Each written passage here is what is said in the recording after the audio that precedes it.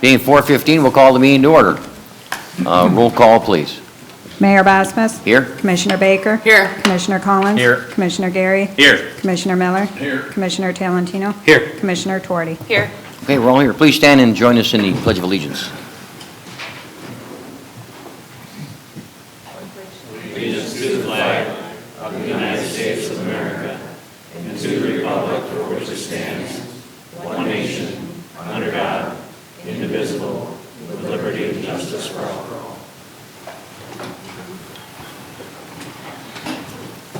I did hear from a number of folks about the sound last meeting, and maybe it's the new system. Has that been corrected, do we know? City Manager? I believe it has been corrected, yes. Okay, let's hope. Thank you. Okay. I know the mic at the, what is that called, the podium, is you don't have to be right on top of it, because if you're right on top of it, then you're hard to understand, but for the folks listening, I guess. Just if you have a cell phone, if you would put it on vibrate or shut it off, we'd appreciate it. And as we get down to the reconciliation part of this is a special City Commission budget reconciliation session, and we'll give the commission members 5 minutes to explain their position on their given hit or wish that they had talked about earlier at the first budget session. So with that, we'll turn the microphone over to our City Manager, Oliver Turner. Great. Thank you, Mayor. As commissioners are aware, the information contained within the agenda packet centers upon 15 hit and or wish items which are identified during last Tuesday's budget workshop. As a recap to the process, the budget is presented during the budget workshop, and each commissioner has an opportunity to add a wish for funding for an item or indicate a hit for the reduction of expenses or the elimination of the funding of an item. Throughout this process, the hit and wish list items will be addressed sequentially, and through consensus, each hit or wish list item would receive a vote by the City Commission, and the majority consensus would either drive the acceptance or rejection of a hit or wish. Okay. And at this time, we can move into the first item, if it pleases the Commission. Sure. The first item was a wish by Commissioner Geary to add $2,500 for training for the City Commission to the relevant line item, which reflects expenses for professional development, education, and travel for the governing body outside of the Michigan Municipal League events traditionally attended by members of the Commission. A variety of other professional development opportunities exist, including the MML's Elected Officials Academy, programs coordinated by MSU Extension, and other types of functions. An additional appropriation of $2,500 would support additional engagement in those trainings. Okay, thank you. Commissioner Geary, that is your item. I think, as everybody knows, we've had 4 new commissioners within the last few years, and I think this item, and I know of, there will be at least one at the election of November, and I think it's very important that we have a commission that is educated and understands the purpose of the commission and what our function is, and I know there are some really good training opportunities outside of our community with Michigan Municipal League and some of the others that the city manager mentioned, so that we can make sure that we have a jump start with new commissioners and we have adequate training and on the functions of government. So Okay. we haven't done it in a while. Any and I think it's questions time. of Commissioner Geary? Okay. Commissioner Baker. I just have a comment to make. I agree, and I will be voting for this either way, but just a suggestion and maybe to think about now that Airbnbs, especially in Lansing, are paying the hotel sales tax, that we might look into staying somewhere there, as 7 of us for 3 nights in the Radisson is pretty costly. I know there's a lot, pretty big places that you could stay at where we could all stay together. It might be fun as well, but just to throw that out there, that could save us some money to where we could even maybe go on some more training. Anyone else? Okay, just consensus at this point? Those in favor of the $2,500 additional support, I guess you'd just raise your hand. Okay, by consensus, that is a wish. Item 2 is to increase the allocation for garbage vouchers to $25,000 from $18,500. This was a wish by Commissioner Tuorty. The city currently issues roughly 925 vouchers on an annual basis. The included chart details the number of vouchers which could be issued in order to maximize the distribution within a budget of $25,000. Working from the left side of the chart to the right, it looks as though in 2014, the actual expenditures for the vouchers was just about $12,600, and moving to the right, the highest level was just over $20,000 in fiscal year 18. In each of those years, you saw roughly a $25,000 budget for those expenditures, with the exception of the most recent fiscal year in which the allocation was $20,000. Roughly 60% of the voucher charges are used, and using an estimate of an 80% utilization at a $25,000 allocation, and that 80% utilization refers to the number of vouchers redeemed, the commission would be able to issue up to 1,246 vouchers within the $25,000 allocation, with a reasonable expectation that there would be no overage in terms of exceeding that line item. Okay, thank you. Commissioner Tuorty. Sure, thank you. So in this, are you asking the commission to make a decision based on your two recommendations, whether we do the $25,000, if it passes based on 60%? Are you asking for that additional information? Thank you for that question, Commissioner. It would be a conservative approach to structure it around an 80% utilization, in which case $25,000 appropriation would yield roughly 1,250 vouchers.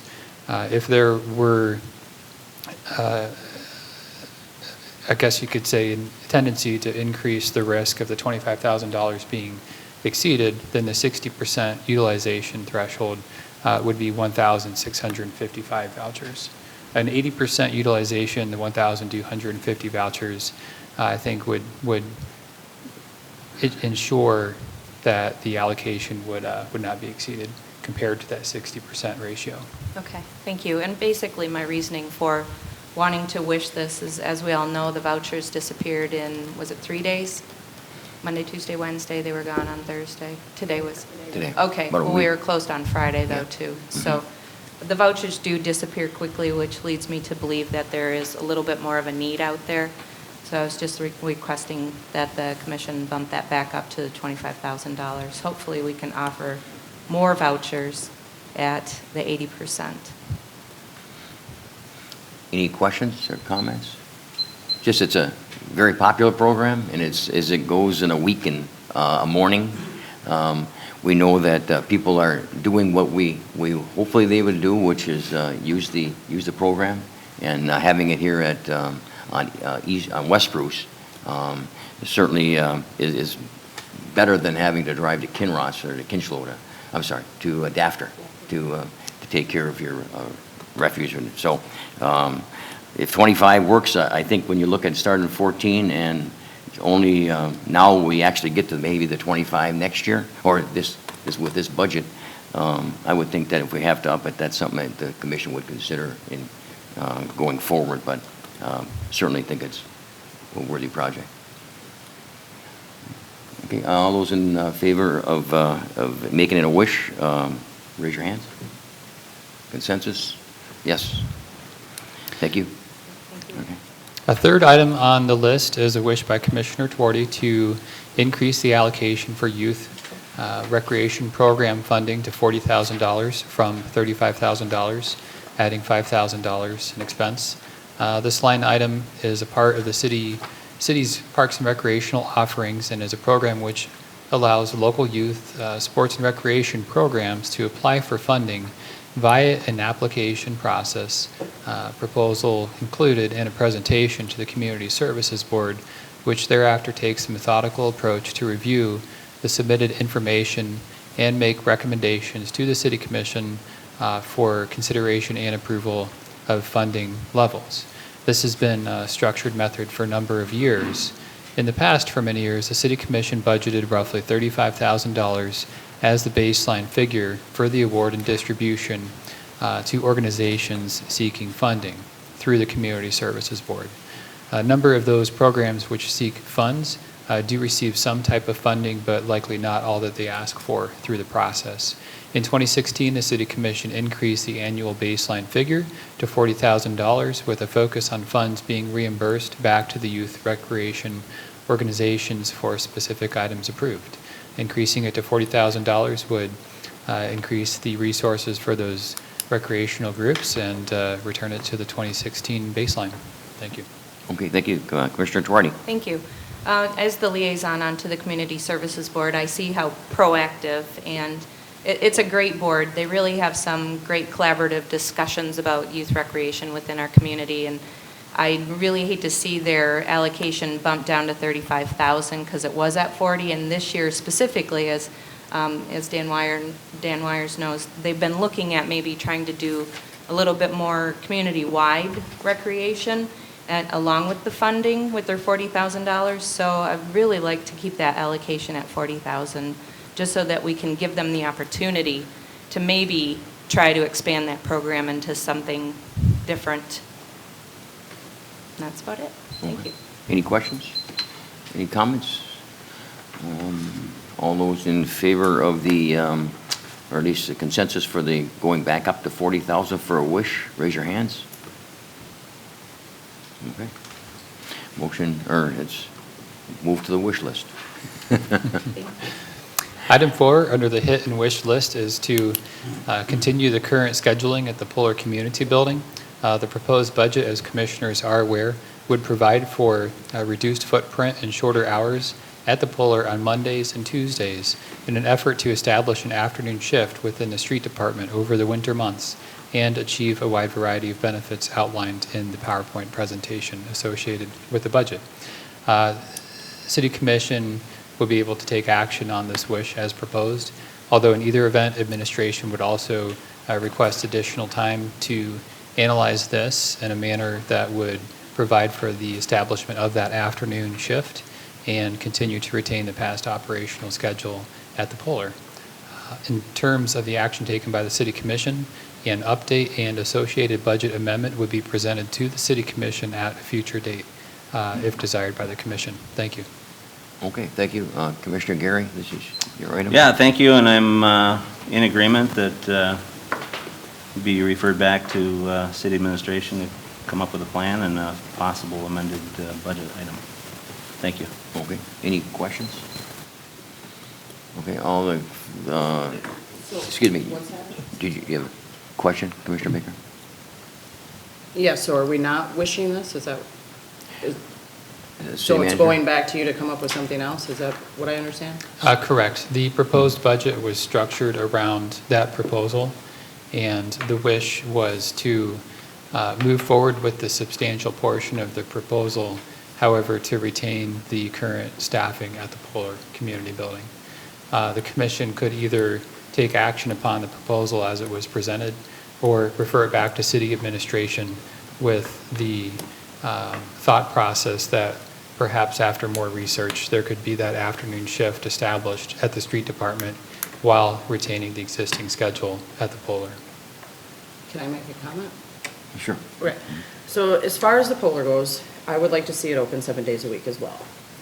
I requested September through now for user hours, and for Monday and Tuesday, only 140 hours on Monday, 194 hours on Tuesday, and that's out of 450 hours available on Monday and 400 on Tuesday, so very little use.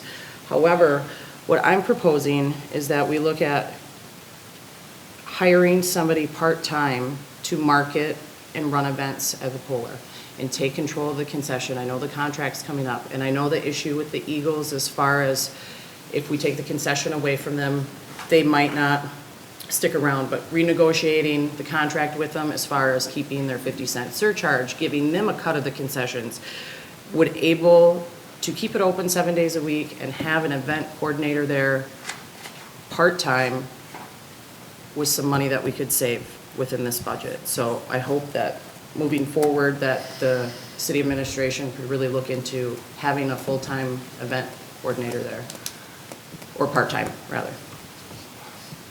Commissioner Gary, is that?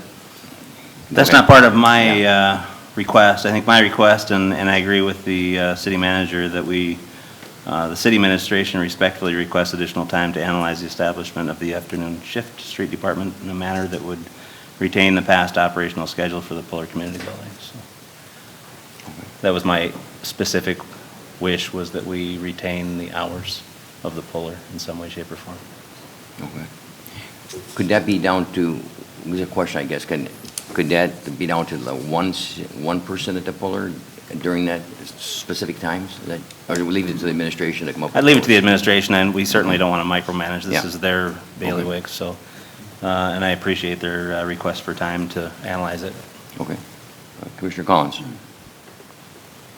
Well, first of all, I'd like to thank the city manager and the administration for actually bringing together the proposal that they brought. Obviously, it's interesting to me that we have a building that costs us basically $380,000 a year to keep open. And for some reason, it just seems to be a hot topic, and I know that it's a historic building.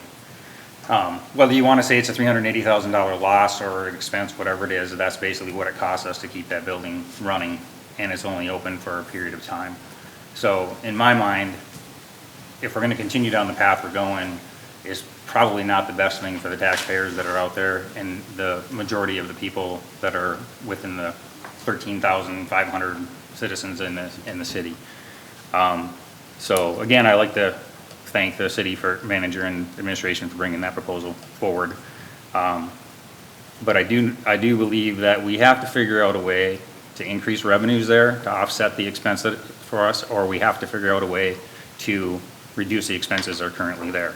Obviously, this is a opportunity to reduce some of the expenses there. What Commissioner Baker has been talking about is a way to increase possible revenues back to the city to offset the cost. The biggest thing that I would like to see is just, there has to be something that we can do that's different than what we've been doing in the past to offset the costs that building is having to us right now. We all know that the two biggest assets that cost us the most are the parking structure and the Puller. And if we can figure out a way to reduce those expenses, then there's a way for us to actually utilize those dollars in a better way, in my opinion, that can actually help more citizens that are paying taxes. Commissioner Gary? Just to expand a little bit. Sure. We are involved and have been involved for a long, long time in concepts of placemaking, which is trying to make your community a place that people want to move to. And that includes assets that we have. We have, I don't know what the exact number is, maybe 23 parks, historic homes. We have the waterfront. We have a lot of things that make up this community. And the Puller Building is one of those. And you've skated there. I know we've all skated in the building. It is a service to the community. And the number over the last 9 years is $248,000. And $248,718 that supplements the operation of the Puller. And if you break it down, of that $213,000 is city wages, which we're talking about right now. How do we more effectively staff the Puller? And how do we also share those employees with the street department? Maybe some changes in the descriptions so that we can be better at it, and we know that. And we had a very, very long discussion about this at our goal setting. And our recreation goal D6 is to aggressively market the park's facilities, including the Puller Community Building in Malcolm Park for expanded revenue opportunities. We've talked this ad nauseum. This is 3.85% of our general fund budget. We have a $16 million deficit in our police and fire pension fund. That's a little bit more expensive than looking at the vent hoods and the Puller concession stand. or some of these other things. Yes, we have to be fiscally conservative. We need to be frugal. I was an auditor at a bank for a long time. I get it. I get the numbers. But we are the governing body of this city. We are not the managers of the departments. We are not the managers of the puller. We need to give direction. We need to set goals, which we've gone through a very well-structured process. And one of the goals is let's aggressively market the parks facilities. And I agree 100% with that goal. Voted for it. But we have to allow the administration to come up with their plans, which is part of what we're doing here. And we are trying to micromanage. This has cost us so much money in chasing our tail. We've had report after report after report after report. We're arguing about this stuff. I agree. We do need to be a little bit tighter. We can manage it better, and that's what we're talking about. And we need to market it better. But I think that we've talked about it once. We've made a motion for a goal to go forward. Let's give the city manager and his team an opportunity to follow through on that goal before we totally dissect this 8 million times and around, and in some cases offend one of the largest users of that facility. Commissioner Talentino? All right, I think one thing we really could do, this puller is a hot button. It's a hot topic. I think one thing we need to do is we need to step back from this. We have never done an economic impact survey or study on the Puller Stadium, have we? City manager, have we ever? Thank you, Commissioner. Not to my knowledge.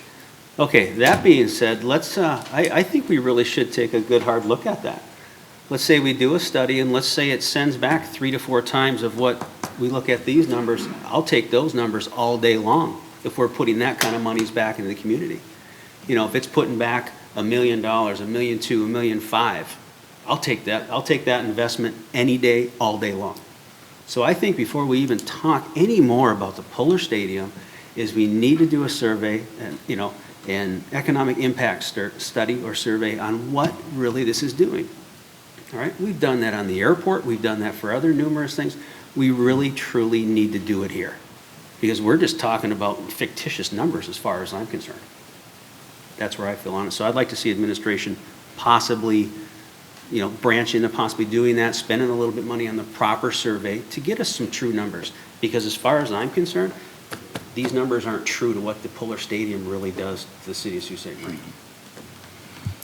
And also, I'd just like to make a couple of comments. When you look at the benefit to the community of the Puller Stadium, 1929 built, we put another $1.5 million, $1.6 million in the last several years, of which $420,000 was raised by you know, maybe 170 people, 160 people, but that tells you the extent of the commitment in this community for the Puller. And we only wanted to raise $250,000, ended up raising that much money. So I think there's a lot of support, the economic impact of Puller Stadium with the amount of hockey tournaments. People coming into the community. I think, I believe the Eagle representative will be here in an upcoming meeting and talk about their influence in the community. Yes, they do operate the concession. I'm all for letting them operate the concession. I think that they own all the equipment but the hood that the city put in. It's not a lot of money that they make, but they are open all the time for different events. I go to Eagle games. I buy season tickets. I see the number of people that are there. They average about 400 or 500 residents or fans. During playoffs, they were up to 1,200 or more. You know, they weren't that lucky this year, but I think they've made a real commitment. They've been here, I believe, now 11 years or maybe a little bit longer. They approached the city then. I think, Don, you were on the commission then. Ron Lavin is just a good person, loves the area, doesn't have to have a team. He wants a team. He wants to be involved in hockey. And I can tell you, if the Eagles leave, Hiawatha certainly has stayed there and been there and done a superb job over the years.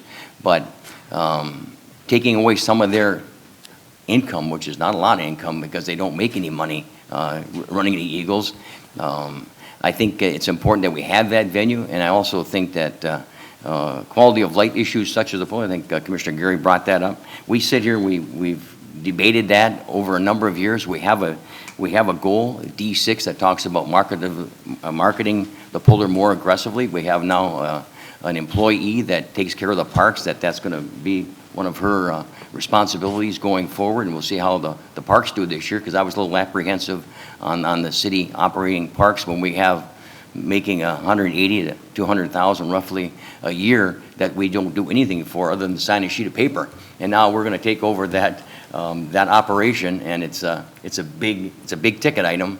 Government doesn't do a real good job of competing with a private business many instances. So going forward, I think I like the idea of an economic impact study.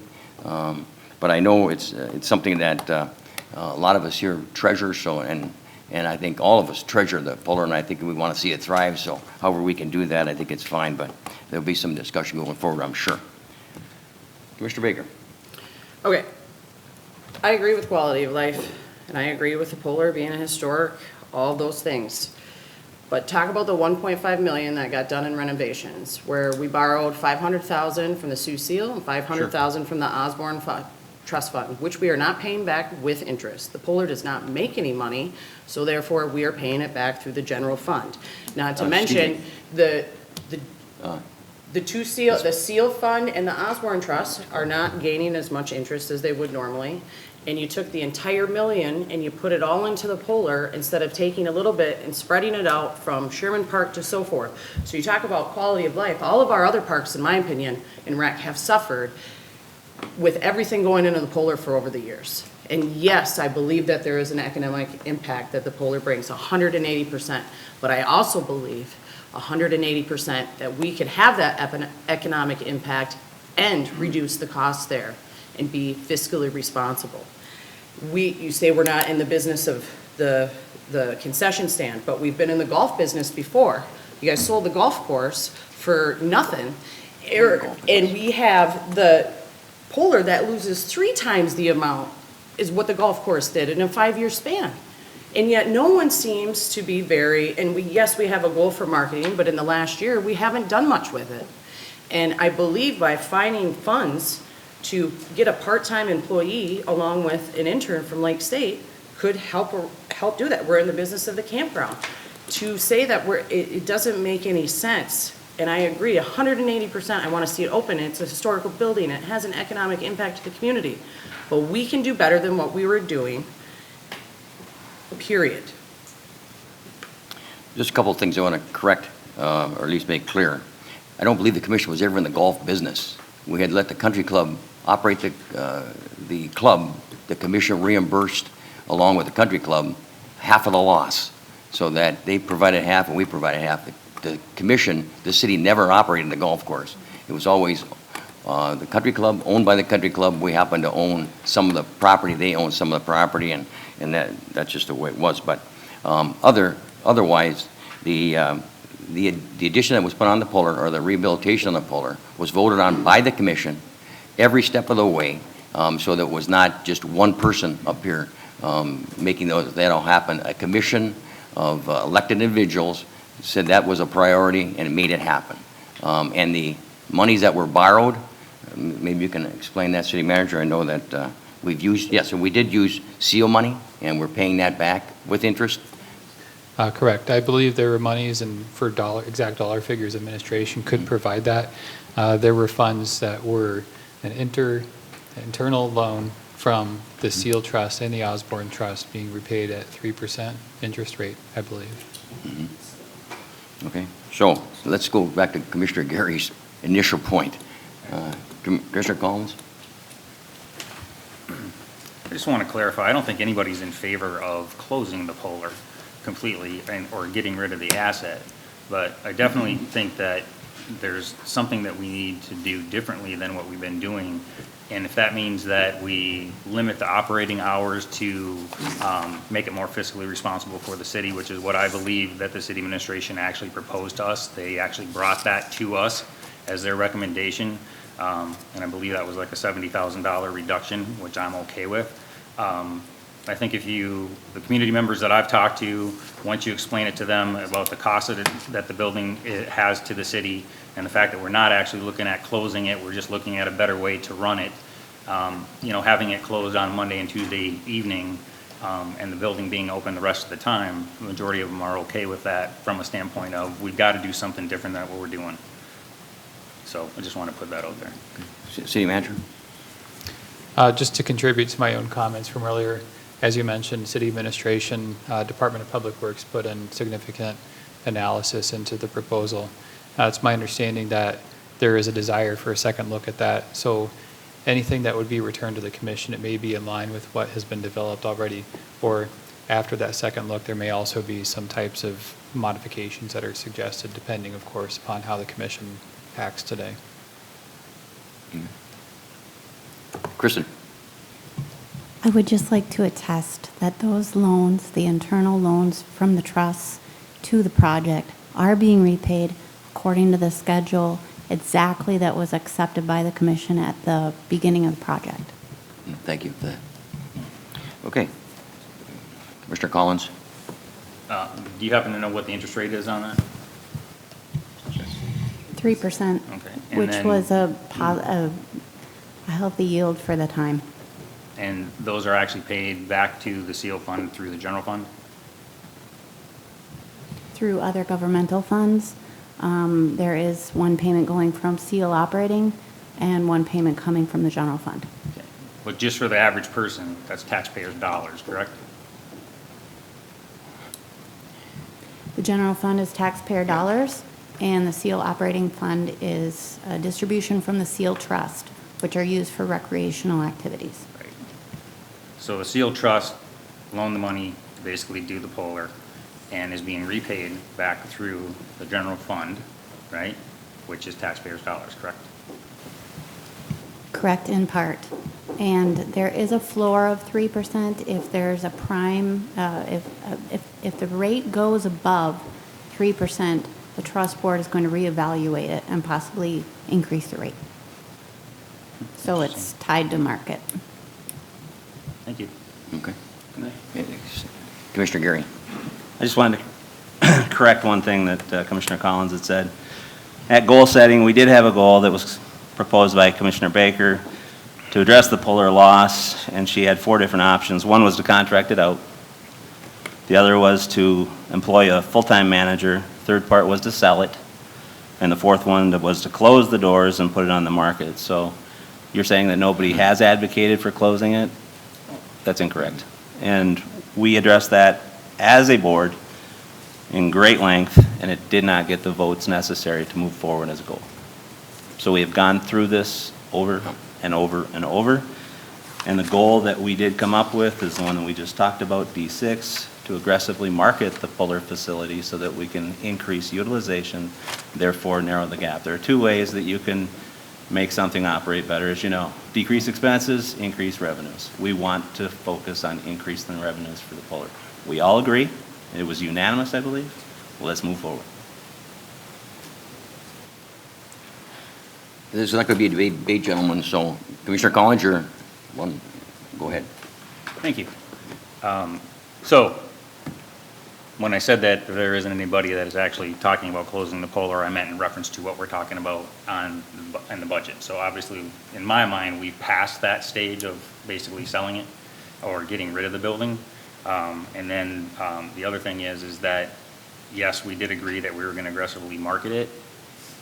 Obviously, that hasn't happened since we've had that discussion.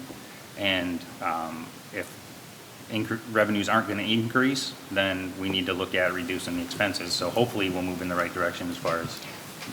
Those are goals for the next year, so. Correct. Right, yeah. That we're looking at going forward. Right. Okay, so Well, it wouldn't I have would- happened yet. Yeah, well, you would think that there would be some sort of presentation as far as what they're going to do, right? We passed them 2 months ago, and they've been aggressively working on the budget, which Not- we're arguing about right now. I'm not talking about the budget, I'm talking about the marketing plan, the strategy. Yeah, so. City Manager? Yeah, and thank you for that, Commissioner. That's a solid point. Part of the concept behind moving the Yanni Osborne campground operations to city operation was that it would increase the revenue stream to the city to bring on that full-time recreational coordinator.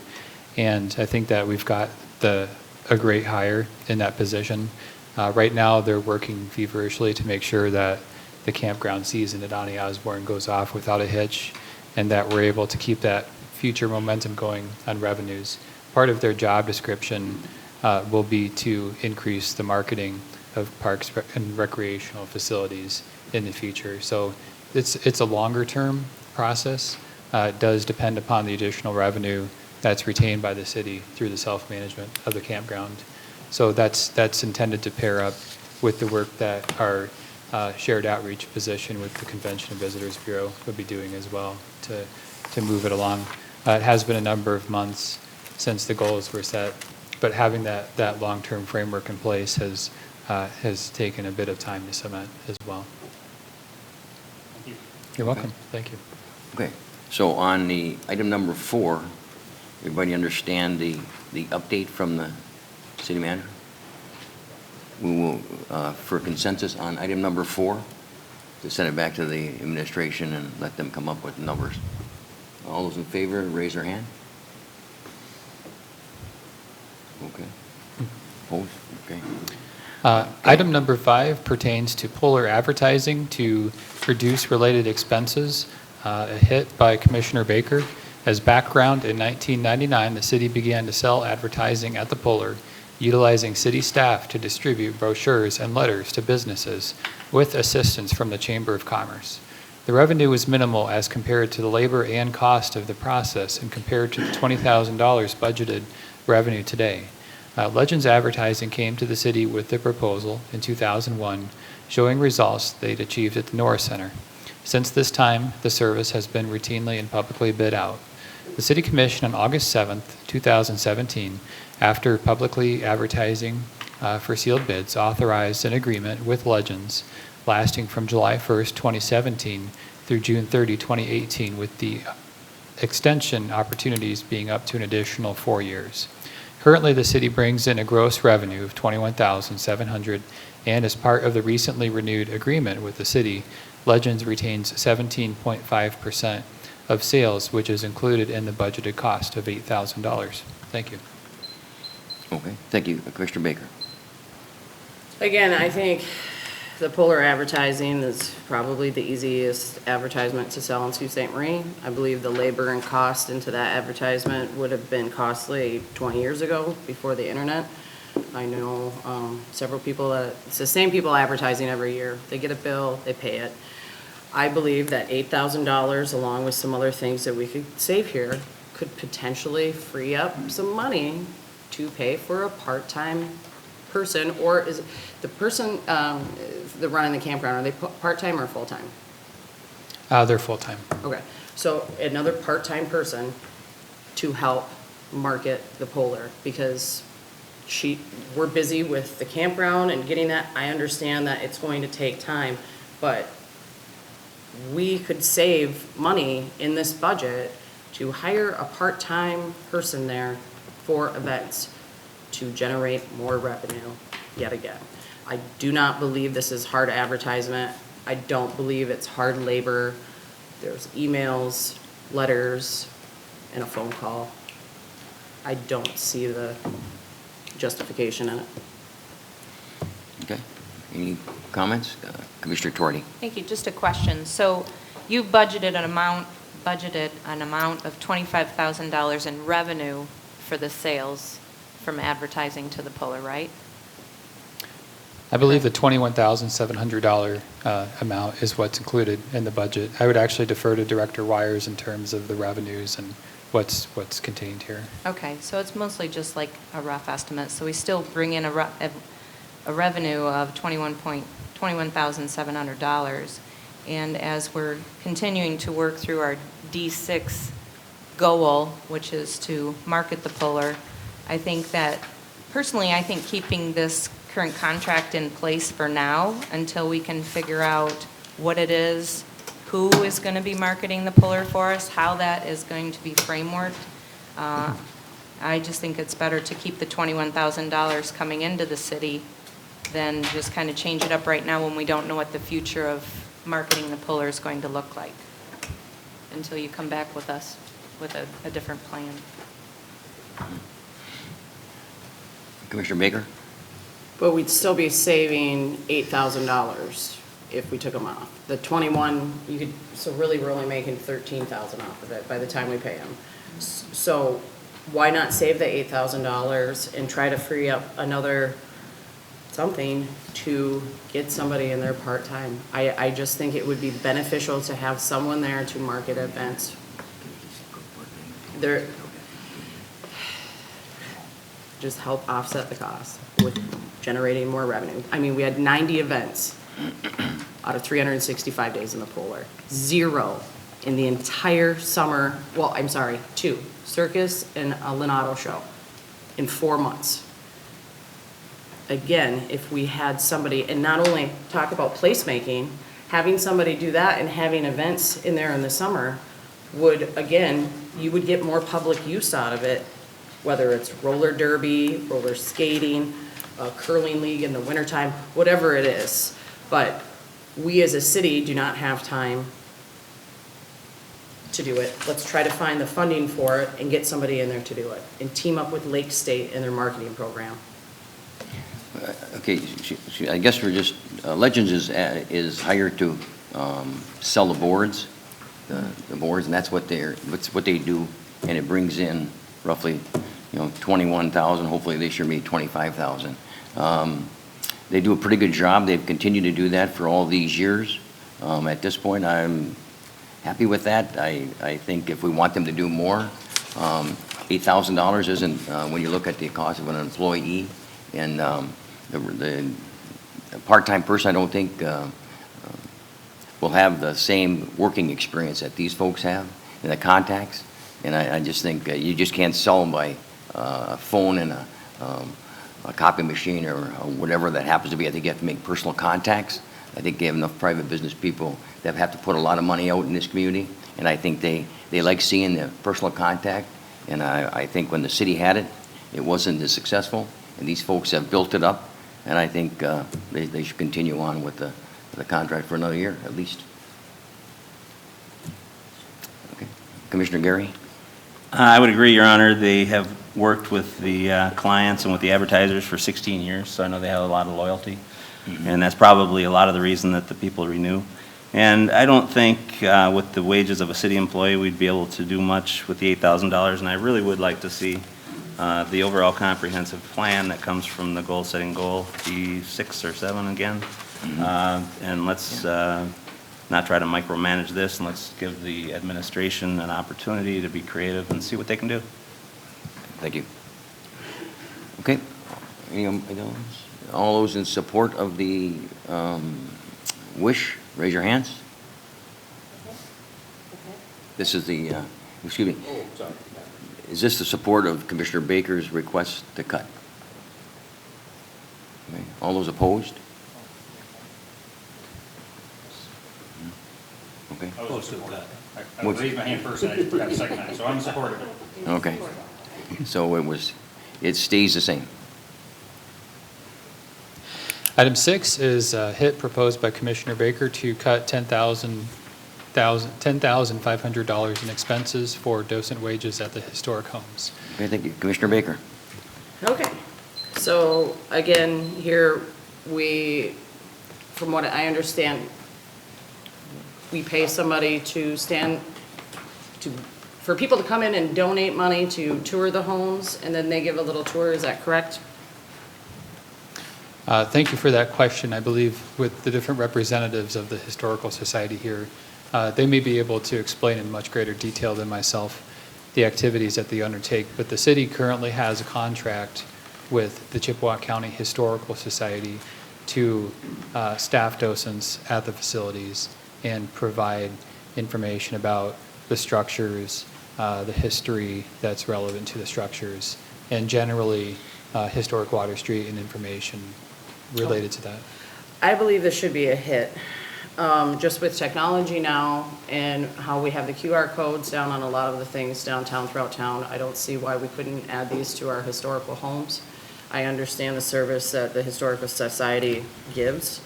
and that is fantastic, but this $10,000, along with the $8,000 prior to this discussion, could have been closer to paying that part-time person. We're paying $10,000 for somebody there, but we're not willing to put any money into anybody to work at the Polar. So the $8,000 there wasn't enough, but, so I think we could spend that $10,000 better. Commissioner Miller? I'm confused. How does You- 5 and 6 go together at all? You want to try to save $8,000 at the Puller and add 10,000 to that? They're going to be at the Puller and the historic?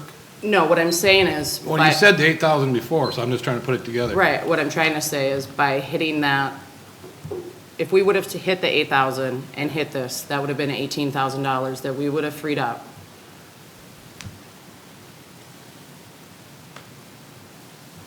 Okay.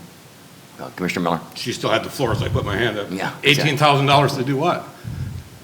To put, One is the Puller and one is the historic homes. I know, you're not- I've just lost you. I'm trying to get you there. The whole point of me putting those two hits on there was to try to free up $18,000 to hire a part-time marketing person and try to free up some money to do that. I don't think $10,000 is worth it.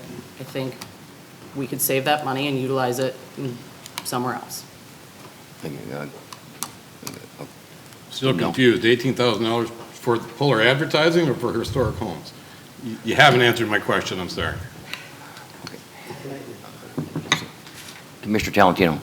Just a clarification. On the Park and Rec summer schedule, I see historic homes, adults 18 and up, $3, children 6 to 17, $2, family $8. So is there a structure on that, or once is we're- it by donation? Because at one time, I know We're we gonna have- spoke about the donation. We're going to have So- Mr. Brawley Great. address the commission, okay? Great, thank you. I just seen that, I'd just like a clarification, so we can. Okay. I can address the charges. If you'd like to come up to the microphone, that's for folks that are listening at home. You can take some, sure, bring up Mary also. Mary June and Rich Brawley. Sure. Pardon me? Just gonna pass those. Oh, sure. Oh, yeah, they'll do it here, Mary, for you.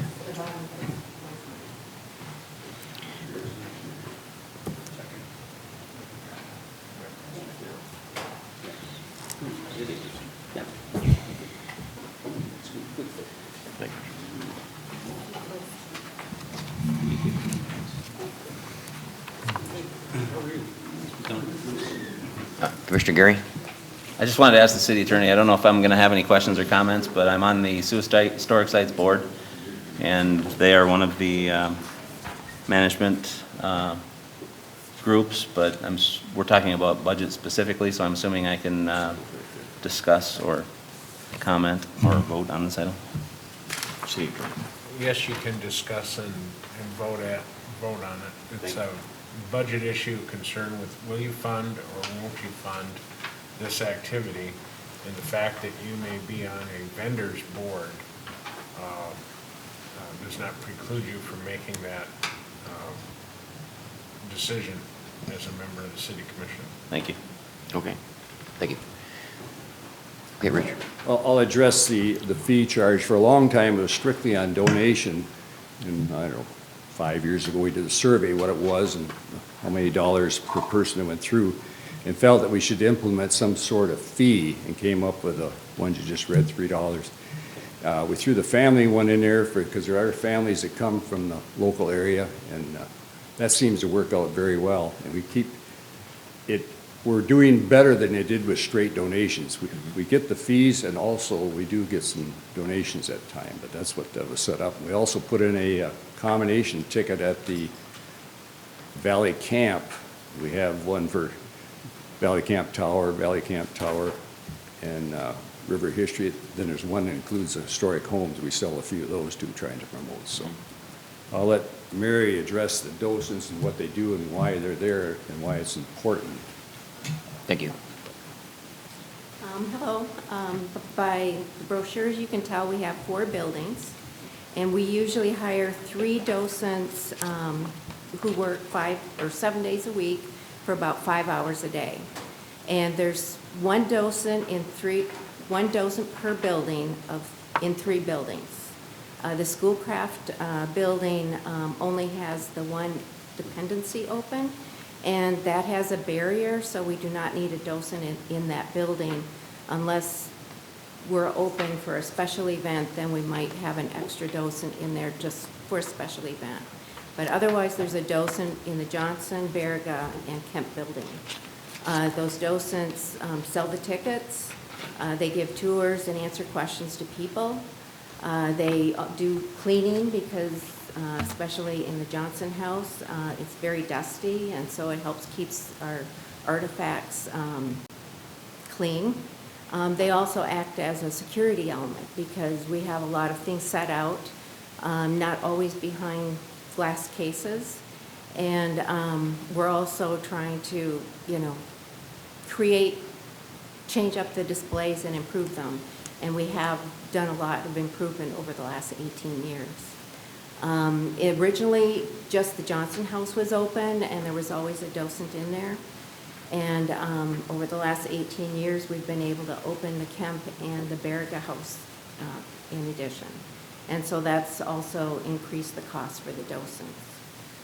The docents are only paid minimum wage. They're usually retired people. They put a lot of effort into learning the history of the Sioux to help answer all those questions. And the last couple of years, we've had to increase the amount in the docent budget because of increases in the minimum wage. Could you talk just a little bit about what you do for the children in the summertime? You have Well, the Historical Society has been sponsoring a history camp. That is actually held in the East Dependency, which is vacant at this point, and it's new construction. But for a week, they meet there in the morning, and they use a lot of the buildings. Each year, the curriculum's a little bit different, or the activities. They get tours around the city. We've gone over to Sioux, Ontario. We've gone, or they've gone to, well, it just depends on what the curriculum is set for. Also, the last day, the students a lot of times will give little presentations to their folks on what they've learned over the past week. And we've had kids returning not every year, but a lot of times they do return multiple years. And so that each year is different, they can learn something new each year. And most of them have aged out now, so we're going to restart the cycle, if you know. it's a nice event, I know. Yeah. Any questions of the Commissioner Tuarty? Thank you. Just a comment. I remember when I got elected 6 years ago, I also wanted to learn what the expense was for the docents. And so I remember that I reached out to you, Mary, and then also to Ginny Symbolist. And you guys were so kind. You took me through each of the homes. You showed me exactly what it is that you do. And I have been there during the camp. That's a pretty large group. You have somewhere between 20 and 25 children that go to that camp, somewhere around in there. About 20. Okay. And so it's a great week for kids in the community, and I think that how you protect those homes down there and how you're so enthused to continue to do it year after year, I think the $10,000 is well worth it. We couldn't ask for anybody to love the history in our town more than how you guys do it. So thank you for what you do. Commissioner Gary? I think the number should be a lot larger, especially being involved with tourism. We are Michigan's first city, and we're the oldest city up here. These homes are part of our half mile of history, as you have in the brochure. And we spent a lot of money, a lot of time, and a lot of effort, and I know the Historical Society in planning the historic Water Street Walkway, and these are an integral part of it. Tourism is one of the largest revenue producers in Chippewa County, and I can tell you from being on the CVB board, it brings to this area, just in the assessments that people pay on the room tax alone, or room assessment alone, several $100,000s a year. And all that money is recirculated within the community.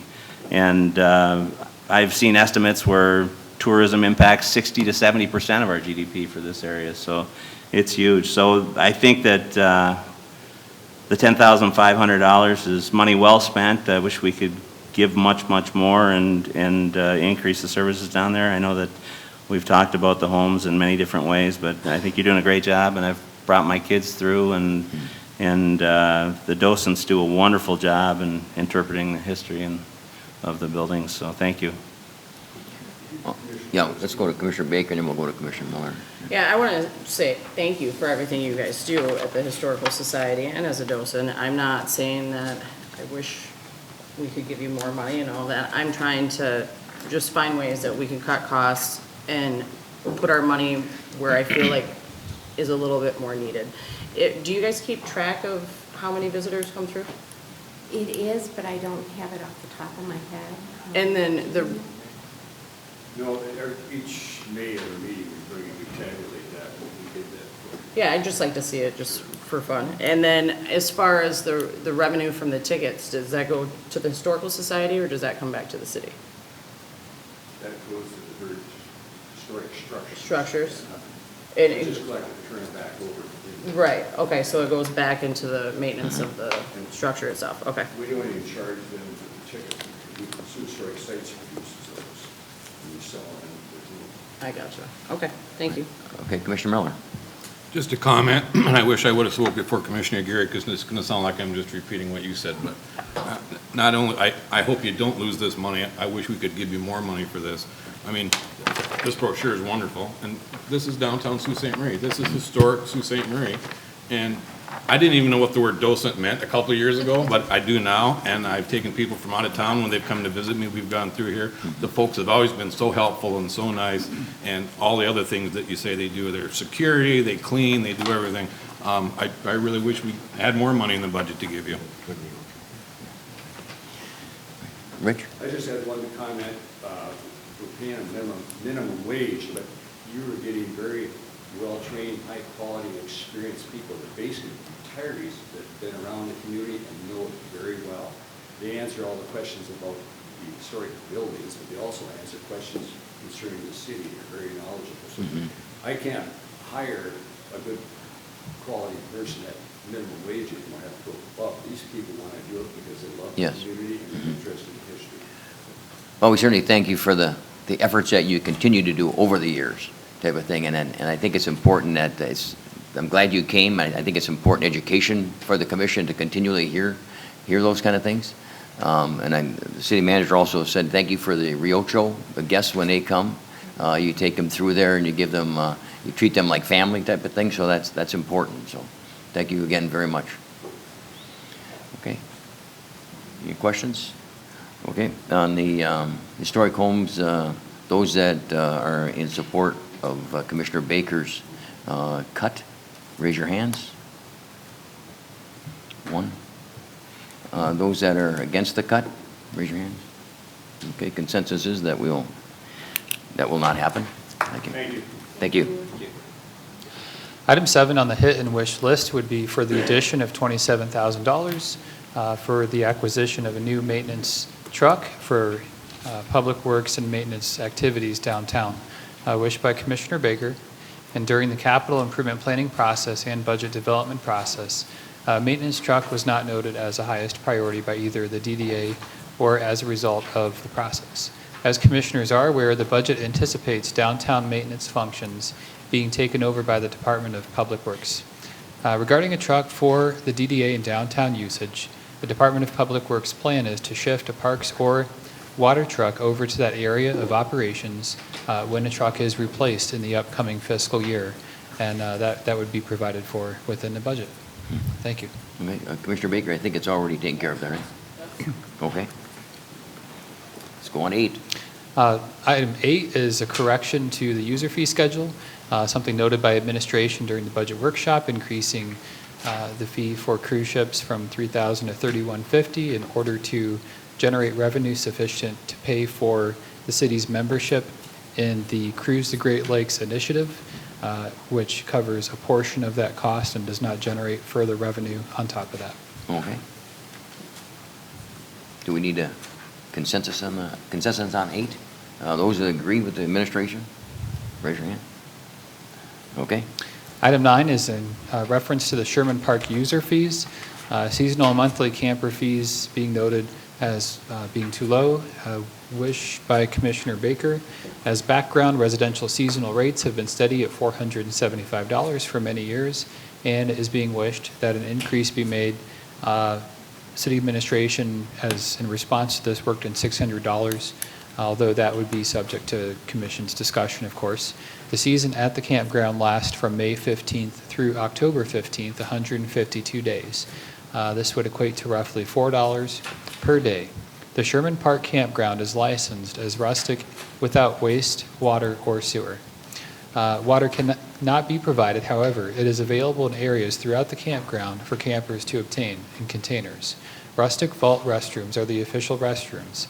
Additionally, the campground is situated in a manner that there are no official waterfront sites. The campground is situated where a stand of old trees lies between the beach waterfront and the campground, near the middle to the back of the park. There is a view of the water from the campground, but the view is hindered by trees. Weekly rates for resident and non-resident were instituted in mind to receive money up front for the 7 days and generally provide for a $2 discount per night. Currently, the city does not offer monthly rates. As a note, the campground has 25 rustic sites, and the city commission authorized many years ago the ability to offer seasonal rates for residents only and up to 50% of the sites. Currently, the city offers 1 site to a campground host and 11 sites for seasonal occupations. Transient sites are the remaining 13. Possible increase is reflected in the modified fee schedule included with the materials. Thank you. Okay, Commissioner Baker. I'm happy with the administration's for the 600, to go to 600. Works for you? Yeah. Okay. To start. I think I would like to see out of the, what was 23 sites up there total? 24? 25. Like half of them. It's hard for, with half of them being taken up all summer long, as far as having, I don't know, some sort of I guess if you're doing a seasonal, you have to do it for the entire year, but to give the opportunity for other people to get sites too. But I'm happy with the administration's recommendation.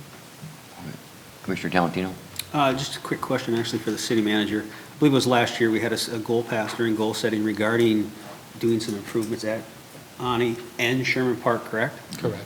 Okay, so basically, nothing's really taken place up there yet, because we're still in the procedures of getting things going, correct? Correct. The initial focus was on Ani Osborne Campground, and as that is stabilized under the city's self-management, there is a broader vision in place for Sherman Park Campground. It was part of a now an antiquated plan which was put together for the Sherman Park area. But there are a lot of portions of that study which are still relevant and can be extracted from that. They're still of use. And I think from that we can put together that longer-term vision that Public Works, that the recreational coordinator, that administration can pursue after that first year revenues are stabilized at Great. Osborne. I think once we do put some more money into this, improve it, get it looking better, we should definitely revisit all of the fee schedules, not just one specific, but all of them at that time. But I think we need to get it cleaned up first, in my opinion. Okay, thank you. Commissioner Gary? I was just wondering about the use. Do we fill it? Is there a need for the higher rate for the demand, or how do? City manager? I was going to ask the same question, but go ahead. I would actually defer to Dan Wires and his expertise. Mr. Wires, if you could please address the demand at Sherman Park Campground and the proposed increase. If we're full all the time, we have Yeah. a waiting list, I get it, but Yeah, if if we're not, we can't fill it yeah. at this price, are we going to diminish our returns, actually? It'd be, excuse me, Mayor and Commission, it is certainly something where we've had the consistent price there, and over the years, we have had long waiting lists, and now over the last few years, the waiting list has been pretty much very small. So the increase is certainly, I think, still within the realm of affordability within the facility, but yet at the same time, we could have, if we lose some seasonals, we certainly would open them up to transients as well. So in essence, if we're taking half of them as seasonals and we don't quite get those number of seasonals, it'll increase more transients. Okay, you have a question? Commissioner Tuarte? Okay, I have a question, so that, I agree with Commissioner Talentino that we haven't done anything. Now, you talk a little bit about the people up there have been there, been coming back, and some, I think, pass away, and then maybe open up a spot, maybe not. I don't know how that works, but I know the people that have been there, I think, have been there for a long time, keep coming back. They continue to take care of the park a bit. They take care of their own areas, and sometimes they cut grass in that area, or brush, clean it up a bit. Mayor, some of the campers will do this, and we kind of talk to some of the campers and say, just, if there's an issue, let us know, our guys will get to this. One piece to add to it is for years, we did not have a campground host. I want to say it's been 5, 6, 7 years, maybe we've had a campground host, and the host gets a free campsite. And what that does is they also go out and do some meeting and greeting and get the campers signed up, registered, that type of thing. So that has been beneficial too, as part of this as well. Okay, I'm in favor of keeping it the way it is at this point for 475. It's a rustic site. I think 475 is a good fee, and I think since we don't have a lot of people in line waiting for those sites, and the 13 other sites that we offer, doesn't seem like there's much of a need at this point. We'd like to see that all increase to maybe 100 sites, but then we're talking about a larger effort, and I think that'd be great if you can do that and make the camping more involved in our community. I think that's important, but I think when we've, it's a big $125 fee as a jump in one year without doing much, I think is unreasonable. Let's go to Commissioner Baker, I'm sorry, Miller, and then we'll come back to Commissioner Baker. I just wanted to make a comment.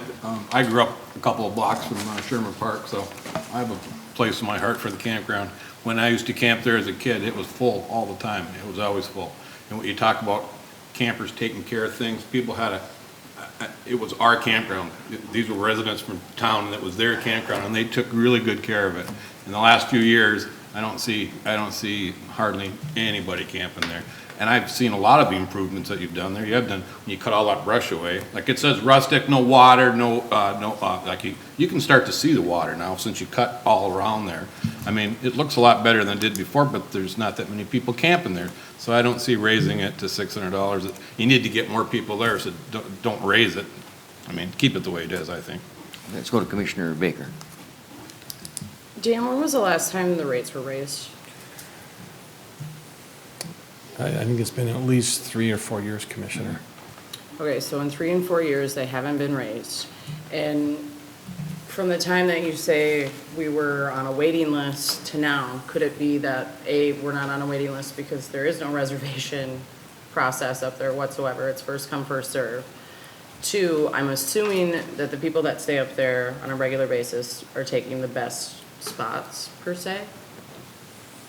Seasonal campers do have their pick prior to the season opening, yes. So by charging a little bit more, I just think that by having seasonal residents up there to begin with, I think there should be a limit to give options to the transients that want to come up and get a spot. Now, you haven't raised them in 3 or 4 years. You don't want to raise them $125. And they do a lot up there as far as maintenance and taking care of the park. All these people, I am not disagreeing with them at all. But I'm saying the way it's been structured, maybe that's why we haven't been getting as many campers up there as we could have in the past. And I think maybe we don't go to 600, then maybe we go to a $50 increment. And then show that we're going to continue to do more work up there to make it better for them, and then look at another 50 next year. But for not having any rates increase over 4 years, I think it's minimal, especially for a seasonal rate that's the entire summer for $475. That's pretty cheap at any campground, rustic or not. Okay, thank you. Commissioner Gary. Just a question on the fee schedule for maybe city manager. Initially, the rate right now is $475, and then in our projection change to $600. You did not change the revenue estimate at all, so is it your opinion that increasing this because of diminished use might not increase our overall revenue? Or is that just an error? Thank you for that question, Commissioner. In terms of a projected revenue, I think it was simply a matter of taking the more conservative revenue estimated approach for the budget. Any additional revenues which would be received through a fee increase could always be reflected at a later point in time through a report to the City Commission or a budget amendment if there was a sizable revenue increase of interest. Thank you. Okay. Any other comments? Commissioner Tuarte? Thank you. I think I'm concerned about jumping it up $125 for the full season, just because we haven't done very many improvements up there, and if we do have a lot of seasonal people, I wouldn't want to really offend them by going up by 125. I mean, that is a large jump, even though you are talking about a long time. They haven't seen this for 3 to 4 years, and it's not like we've changed a whole lot. So, I mean, I'm not in favor of going up by $125, but if there's something a little bit more reasonable, maybe 500, I don't think that that's too out of line by jumping it up a little bit. But 125 seems like a lot. Okay, thanks. Did you have a question? Just wondered if we've ever done a rate study or comparison of other rustic campgrounds? We have in the past. Close area, are we- Compare them to other rustic, federal, state campgrounds. Are we at par with that typically? We're in that ballpark, yes. Okay. Commissioner Collins? Are the majority of the seasonals city residents? They have to be city residents. Okay. That was the commission's So- goal from years ago. Okay. Yeah. So is there a way that we can compromise? Because I like the idea of giving city residents a break, especially being the taxes that we pay. So is there a way that we keep that at $475 for the seasonal, but then increase the transients? That's possible as well. And if the commission wanted to, at some point, you could back off on the amount of seasonals as well. Whereas maybe as after one disappears, we could, by attrition, go downward if you'd like to. Well, correct me if I'm wrong, but what I understood by what you guys were talking about, the $600 rate, is that if the seasonal person decided not to do it because it was too high, that you would actually make that up because of the increase on the transients coming in, correct? Correct. Okay, so if we keep the seasonal at $475, but we increase the transient, we still, is that a possibility, I guess? I guess anything's possible at this point, but I still like Commissioner Talentino's idea that we haven't done anything up there at this point. To change it dramatically, I think we should wait and let the administration do their thing and then come up back with the recommendations eventually in another budget year. Yeah, we haven't raised it in 3 or 4 years, but there hasn't been a lot of change in 3 or 4 years, and I think the folks that are up there are city residents. I think 475 is a pretty healthy amount during the summertime. I still think it's, their sites, the sites aren't, I mean, they're rustic. And, Dan? Just a couple of things, comments to the commission as well. Some of the improvements, our street department, we do take take care of the roads on a yearly basis as well. This last few years, we've had some old growth trees come down, and we've been trying to trim them, take them down. There's some old growth trees there. We do need to do a lot of stumping up there. There's a lot of detail to the park, and certainly it's things that we've been working on. Just it's a bit of been time consuming, so there's lots to do, but we have been on it. Commissioner Baker and then Commissioner Miller. I believe that we've been working harder up at Sherman Park in the last year, and I believe we're planning on continuing to work harder up there to make these changes that are necessary. So an increase, I think, is necessary in order to help these guys do what they need to do as well. Again, the 125, I think, is reasonable, but if we're not all comfortable with that, if there's a happy medium we can make, and I believe that the seasonal users, when they see the improvements that we will be doing and that we will be making, they will have no problem with that $50 or $125 increase. Okay, thank you. Anyone else? Commissioner Miller? I just wanted to comment that, like you said, just taking those overgrown trees down, the old trees like that, you can really see the water a lot better now. It is getting a lot nicer up there. But I think $125 increase until we do a little more work up there is pretty steep. I mean, I'd be in favor of maybe $25, but, I mean, if we're just doing a consensus on this, I'm against this. So what's the consensus is to raise it? Let's do it this way. Consensus to leave it as, okay, first of all, Commissioner Baker's, we had to go out, we do this. Commissioner Baker's, the $600 fee is pretty much out the window, I think we're talking about? Consensus? Okay, so what's the consensus to keep the fees as they are? Raise your hands. 4? 5? Oh, you got your hand. Oh, I'm sorry, 5? Okay, I guess that's the majority, so we'll keep the fees as they are? Okay. Item 10 on the hit and wish list pertains to the Malcolm Park user fees, nonprofit compared to activity groups seasonal rates. Wish from Commissioner Baker. Okay, Does Commissioner Dream, I'm sorry, Oh, I'm I'll sorry, defer go to the Commissioner. Okay, Commissioner Baker? Yeah, I really with this, I was just very confused as to how this all laid out. So a better description of how it works out and a better understanding so a user could read this and easily tell what they had to pay. And as far as the $250 for the 3-field use, that's for the entire season for each league? Is that correct? City Manager? Thank you, Commissioner. Is that under 3A, B, C, or D? It would be B3. Correct. That's under the adult category for baseball and softball field rental fees per activity group per season. And the amounts that were noted in terms of the placeholder increases in 2019, the amounts under 2019 are placeholders contingent upon discussion by the City Commission if it wishes to see the fees increase for those different areas.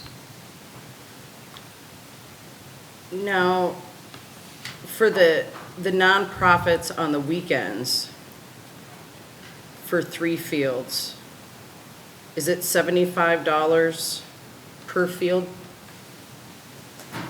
I'm sorry, again, it's hard to understand how this breaks down, so I just want to make sure. On weekends, it appears to be the rental paid per field on the weekend, $75 for nonprofits, correct, under D1.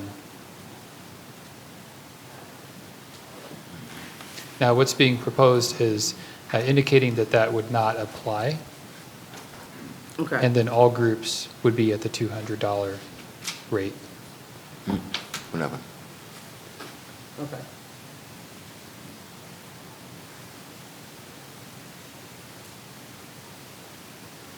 And Okay. just a note, under category C and D, you can see where there is an increase for all groups, with the increase being at a higher amount than C3 and D3. Again, those are placeholder amounts contingent upon discussion by the City Commission.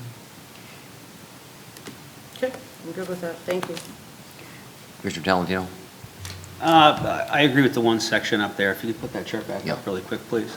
I never could understand why we have nonprofit individuals, businesses, and organizations. There's no other fields or any activities that we have where we give a special price to. So I do like that aspect of it for sure. I think that really does make it simple. Just do away with that altogether. It's my 2 cents, my opinion. Anyone else? Commissioner Tuarte? Thank you. Yeah, I agree with that also with C and D, just moving those to flat rates. I'm not necessarily in favor of bumping up the youth or adult, just because of all the work that the user groups did last summer with raising money up there for the pavilion. I'm thinking that maybe once the pavilion is built and we're completed with it, and the whole entire park is improved, maybe then at that point we bump the rates up. But I think there was so much work and so much activity happening up there. I'm not really in favor of bumping up the youth and adult user fees this year. Commissioner Baker? I just want to say that with the adult and user fees, that we're talking $25, and yes, completely have taken care of our fields for years. However, we also put in $5,000 extra to have more an employee part-time up there. We're also doing more work up there, so I feel like the more work that the city's doing, that $25 that they'll be paying extra, I feel like they will be happy with, as long as the city continues to do what they're doing. I would also suggest within this, especially for tournaments and whatnot, there'd be a possible deposit schedule. So if you're running an event, they put half the money down and then half down at another time versus having them pay all at once. Sometimes with events, they don't get their money until the actual day of the event. So being able to implement a deposit for tournaments and/or fundraisers, I think would be beneficial as well. Okay. I guess, excuse Oh, I me, missed that. what's that? Is that new? Note 2 was added. Yes. Okay, all right. City manager is going to explain? Yeah, under note 2, based on that point, it was added in that a deposit in the amount of half would be due upon reservation, with the remainder being paid and received in installments in full by the business day prior to the event. Okay, Great. so, Thank you. okay.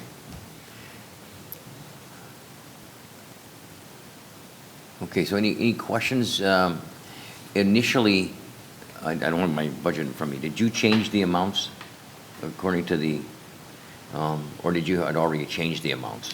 Thank you, Mayor. So essentially, what is proposed in the fee schedule under the 2019 year is illustrative. It was based upon the wish that was made by Commissioner Baker and understanding that it was only a placeholder, and once city commission discussion happened, those amounts may change or they may be retained by the commission. Okay. So the amounts in the budget, there's no additional revenue that would be budgeted into the final product if they're fluctuated one way or another. Okay, so at this point, I agree with Commissioner Tuardi that the youth and the adults remain the same, and whatever the 2019 going forward, 2018, is that same amount, and then increasing the others.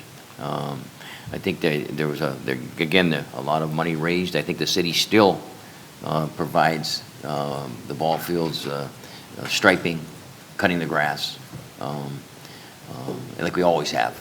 You know, not always, I guess, because when it first started, the individuals that had, they did that. I was one of those folks many years ago. Did that with Manny Boucher and Gary McClellan and some other folks. They took care of the fields. We did all the work on the fields until the city started doing it, and now it's taken it over and costs an awful lot of money to maintain the ball diamonds and all the parks. But anyway, again, it's quality of life type stuff, but getting fees, I think, are important, but keeping them reasonable and keeping them for residents, primarily residents in the community. I know we have a lot of folks in the outlying area that come in and use the facilities, and we're still trying to get the county, hopefully, to help with some of that. Someday we'll be able to crack that sometime going in the future, because we think that a lot of our recreational activities are used a lot by out county residents, and we certainly welcome them, but we would like to see some participation too. So, Commissioner Gary.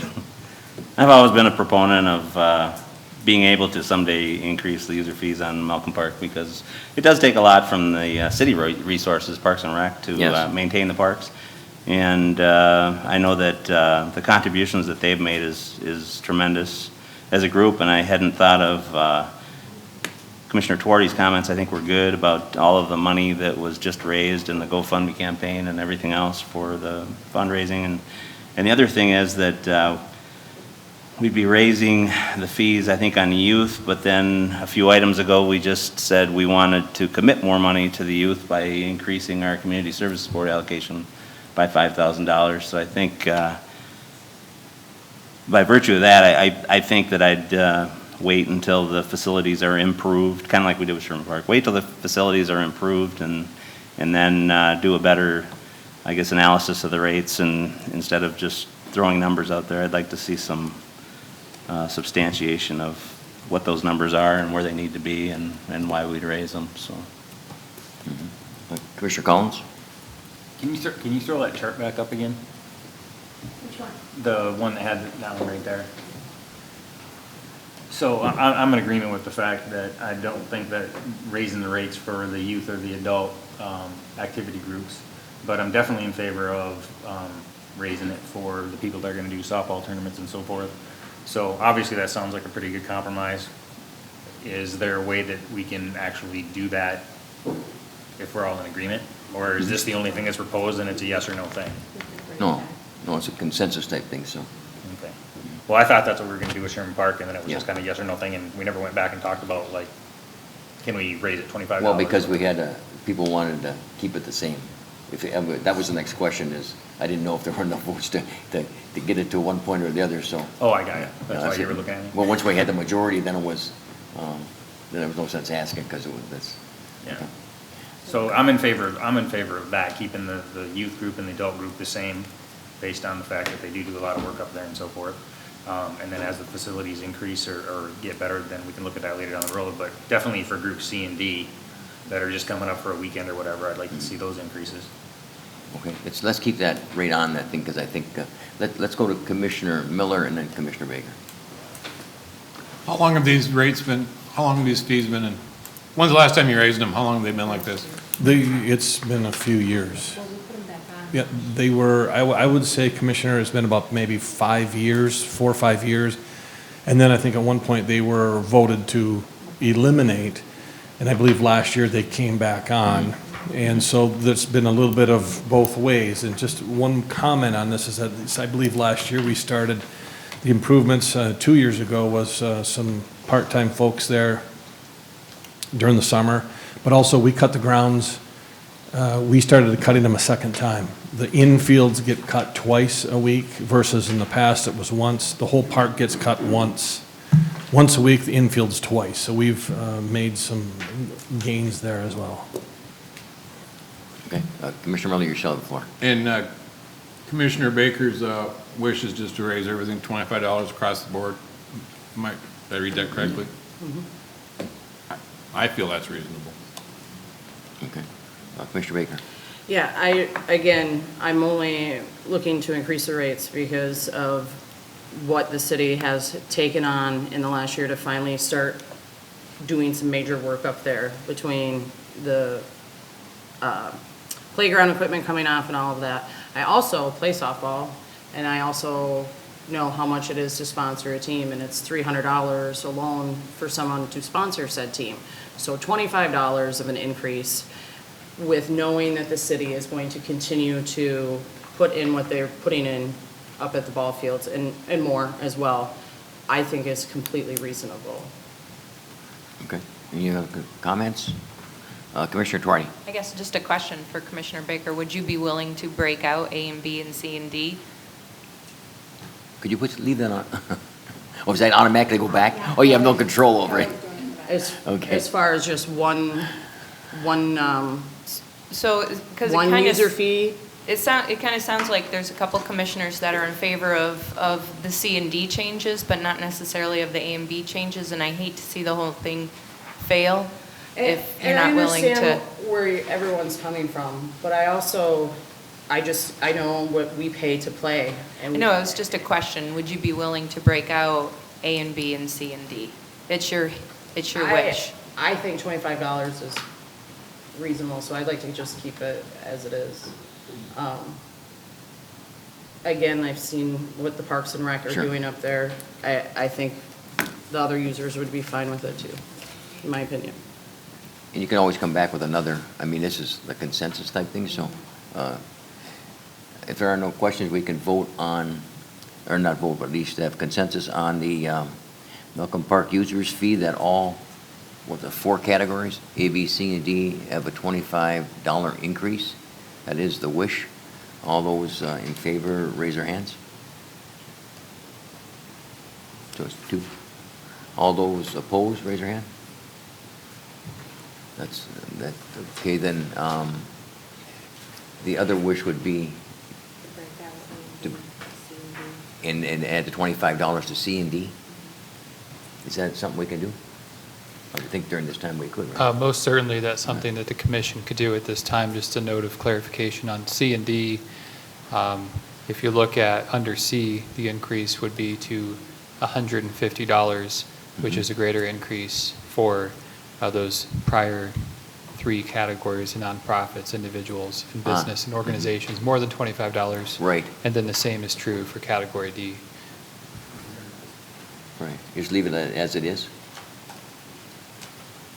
Leave it as far as like Yes, 150 and 200, yes. C and D?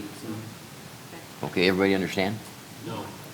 Commissioner Miller, would you explain that to see the, I'll let the city manager. Correct. So as is shown on the screen up there, what would be considered by the commission at this time would be if there is a consensus on the changes under 3C and 3D being retained as projected on the screen. So going to one single rate for nonprofits, individuals, and businesses for the tournaments on weekdays and weekends.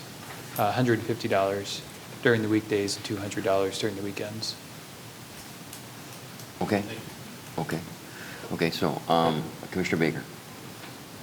Is there a way to structure it? Because I'm thinking for a nonprofit, $200 with 3 fields on a tournament is kind of pricey, so that would be $600 for a day, for a day. What's that? Is there a way to, the more, right, but the more fields you get, instead of paying 200, you'd pay 150 for the second one and 100 for the third one, What am I to looking kind of give them a little bit of a break, for the nonprofits at least. Fees per field. Makes sense, like it. Well, just one, for one field, it's 200, for 2 fields, it's 350, for Mhm. 3 fields, it's 300. I don't have any problem with that. So it's not, I mean, so it's just, it comes down, the more fields you use, the less money you're gonna, yeah, yeah. I think the administration, we'll see if there can be a Correct. consensus here. I think if you were to have a tiered or graduated type of fee structure, if it were to apply to all of the user groups, Yeah. perhaps not necessarily nonprofits would be, Everybody, in terms of a validity of the rate structure would be more true. yeah. Sure. Keep them all, yeah. Makes sense? Commissioner Miller? How's that gonna jive with the deposit then? Half of whatever the price Yeah. is. Yeah, that won't be hard to figure out. So when you make your reservation, you have to say how many fields you want, what you want Yeah. up front, Yeah. and pay half of that, and then, Is the commission happy with the initial, and then as you use more fields, a lesser amount, and then, Well, if you did 200 for one field on the weekend, and then 150, so then it would be 150 Yeah. more for the second field, so it'd been 350 for 2 fields. This is for a weekend. Yep, and then 400 for 3 fields. 450, Or right? 450, Yeah. sorry. Right. Yep, for 3 fields on the Yeah. weekend. And Okay. that's for the weekend. Any change to the weekday? I think it should go the same, but What's that, what was the question? $50, $150 for those 2 fields. no, 150 for one field. And it'd be 250 total Is this for 2 Youth fields, and adults? What are we doing? This is for C and D. and for the- 200 For the tournaments. for 3, 200 for 3? Are you right? charging 250 for 2?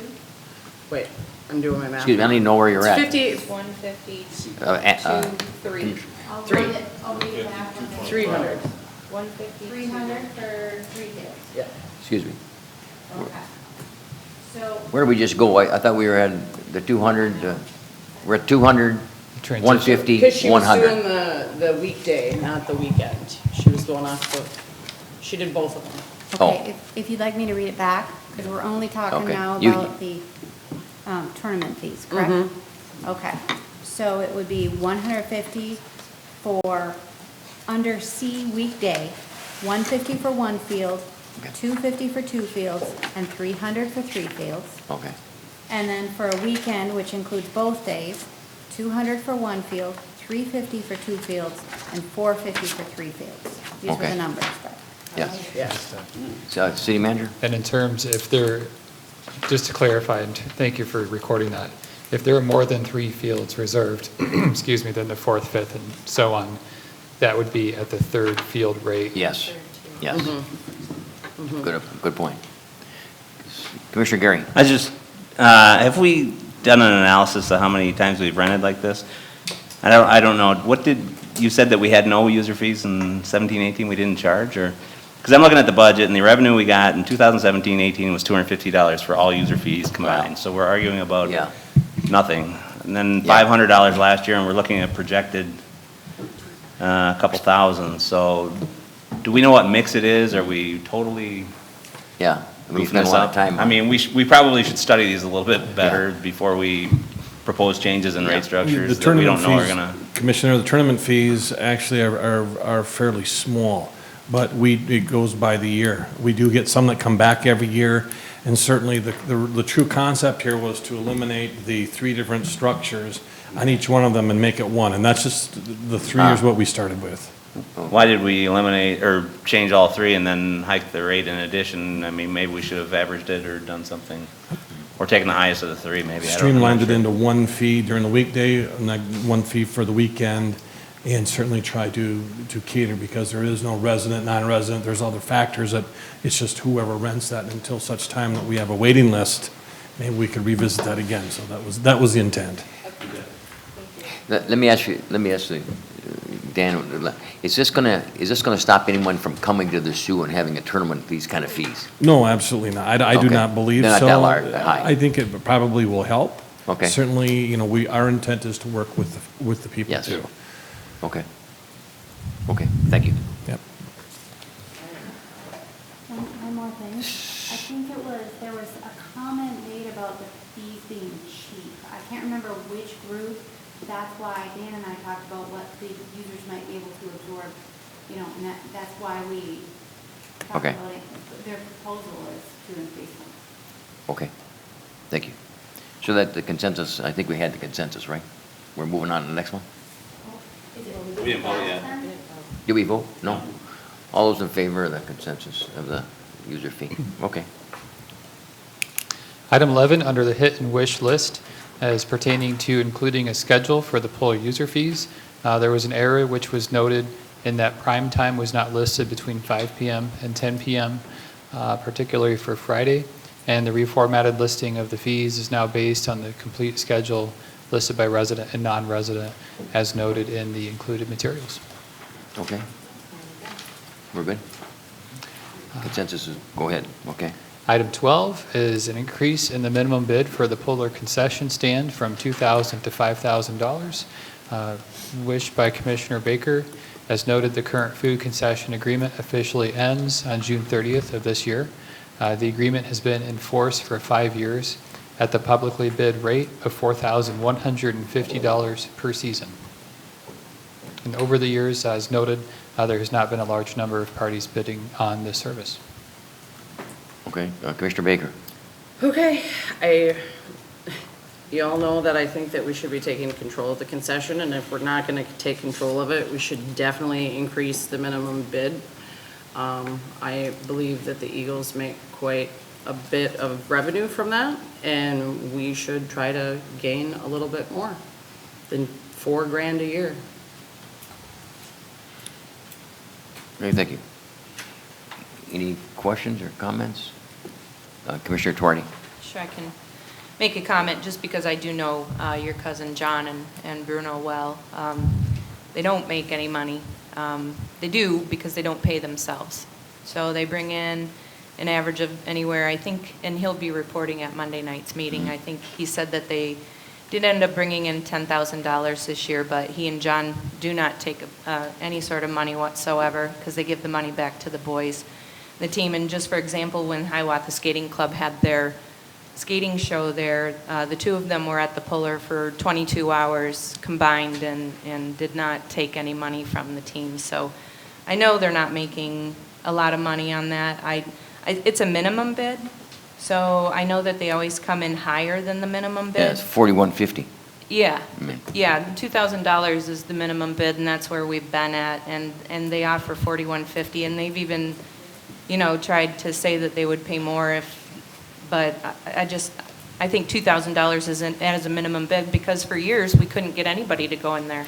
We had a really hard time trying to bid that out, and now they've been in there for 3 years, I think, so I'm fine with keeping the minimum bid at $2,000. Okay. Commissioner Baker?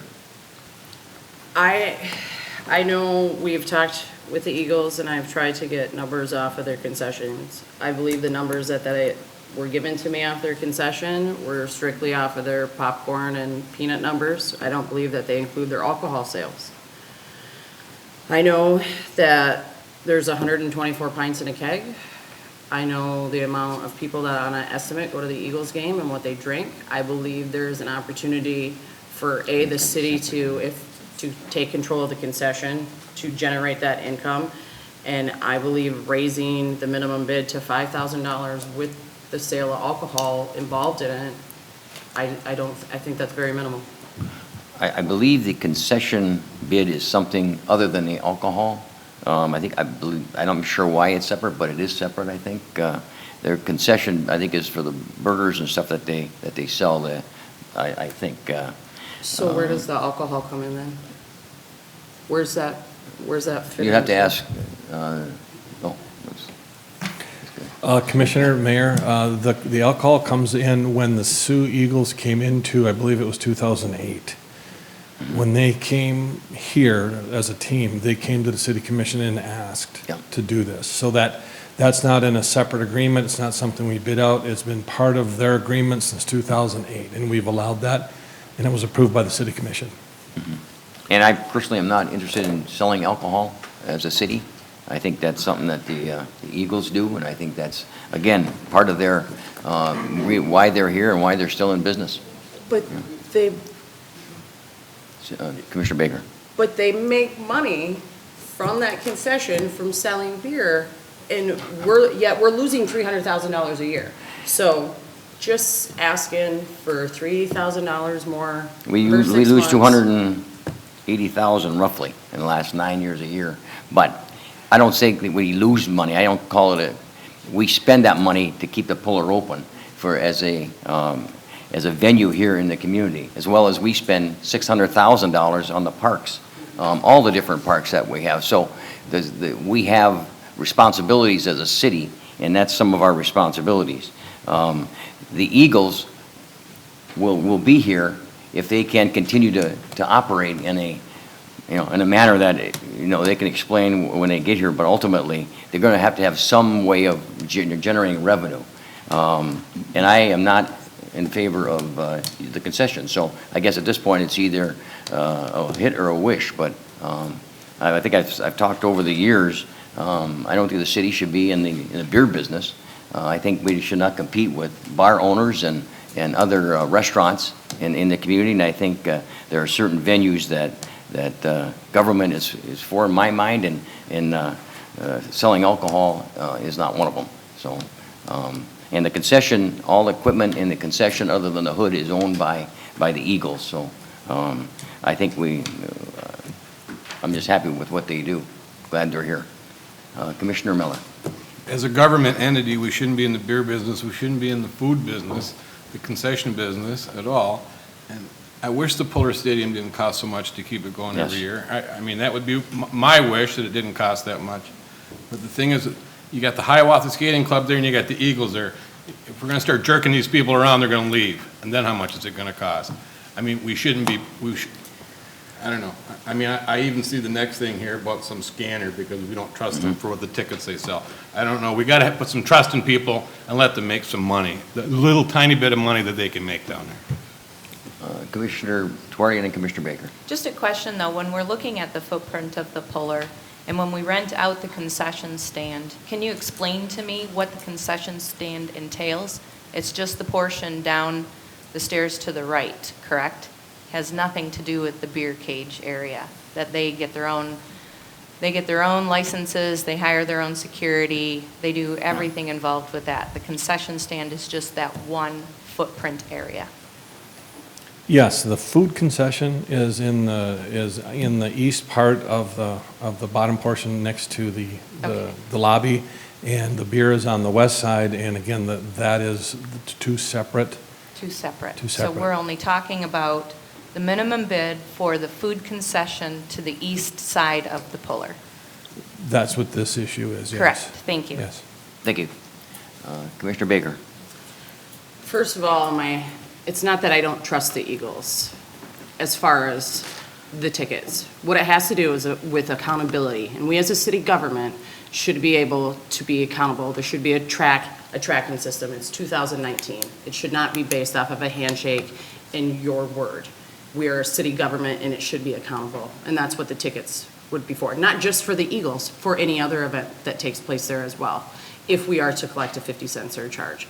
Second of all, my whole point is that we are, and I understand, I'm not anti-Eagle. They are smart businessmen. They got a great deal. That is fine. But what I'm trying to do is cut that loss. And by charging more on the concession when they're making, we don't even know what they're making because, again, we don't bother to have records of any of that off of the alcohol sales. And I can assure you, it is a lot. Commissioner Gary? I think the way we protect ourselves and the taxpayers is we actually go out for bids on the concession. And our track record in the past has been that the concession has not been fruitful. In fact, when you looked at that concession, we had to almost pay somebody to do it at one point in time. And it was the same way with the Minneapolis Woods concession. And then with the beer sales, that's something that they do on their own inside the facility when they rent the facility. And I think that's somewhat akin to the jerseys they sell and some of the other wares that they sell also. We don't take a cut of those because that's their, those are their products, and they're doing that as fundraiser for a nonprofit organization. And when we have the contract for the concession, I don't think that, yes, they provide us a lot of information. I think they're a little bit more forthcoming with information than I might be if I were operating it, because they're paying to us a lease for that space. And as long as they're operating within the confines of the agreement, whatever they're grossing and netting there with their free labor is their business management, so. Okay. Commissioner Miller? So we want to go from $2,000 to $5,000 for a minimum bid for concession stand only. But they already pay $41.50, that's what they pay per year? Yes. So we're talking about $850? Yeah. That's what we're talking about? Yeah. Thank you. Okay. Commissioner Baker? Just to clarify, so with the beer cage separate than the concession, so they're not paying us at all to sell beer, correct? I would defer to Mr. Wires on that point.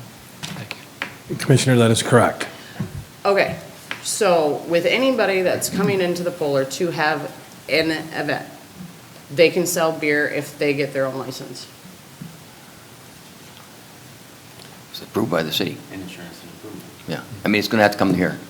You'd have to come to the I city. understand the process of it, but what I'm asking is, if someone else were to go in there to have a hockey game, or a tournament, or a fundraiser, and they wanted to sell beer, they would be allowed to as long as they met the requirement, had the licensing, and did all that. It's not reserved strictly for the Eagles to only sell beer at events. That's my question. From my understanding, Commissioner, is that the city commission gave them the ability to sell alcohol, beer and wine at their events, as far as I can tell, with all the insurances and everything else. Right, but that's not what I'm asking. So what I'm asking though, anybody else going in there to have said event could Could ask. sell beer and liquor as long as the city approved it? Commissioner Gary? Yes, and they've done it in the past, and it's the same thing Okay. we do at the I-500 track. It's the Okay. same thing we've done at Donny Osborne Park with boat races and other events. Yes. And even on the grounds here. If you file the insurance, if you get approval from the city, you may do what you want. Thank you. Okay. Commissioner Miller? It comes here first. Yes. Correct. Yes, it would. Okay. Okay, so that, at this point, the Polar user fee concession increased minimum bid from 2 to 5 for Commissioner Baker. That is a wish. All those in favor, raise your hand. 1. All those opposed? 6, okay.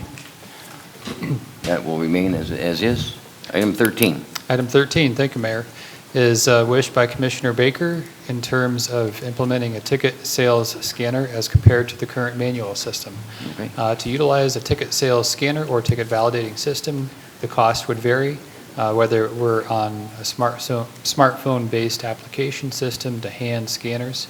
More time would be needed to properly research this issue if it's the Commission's pleasure to implement. Currently, with the Sioux Eagles games at 24 per year and Hiawatha Skating Club events and the Shrine Circus as well, it's estimated approximately 30 times per year that this would be needed.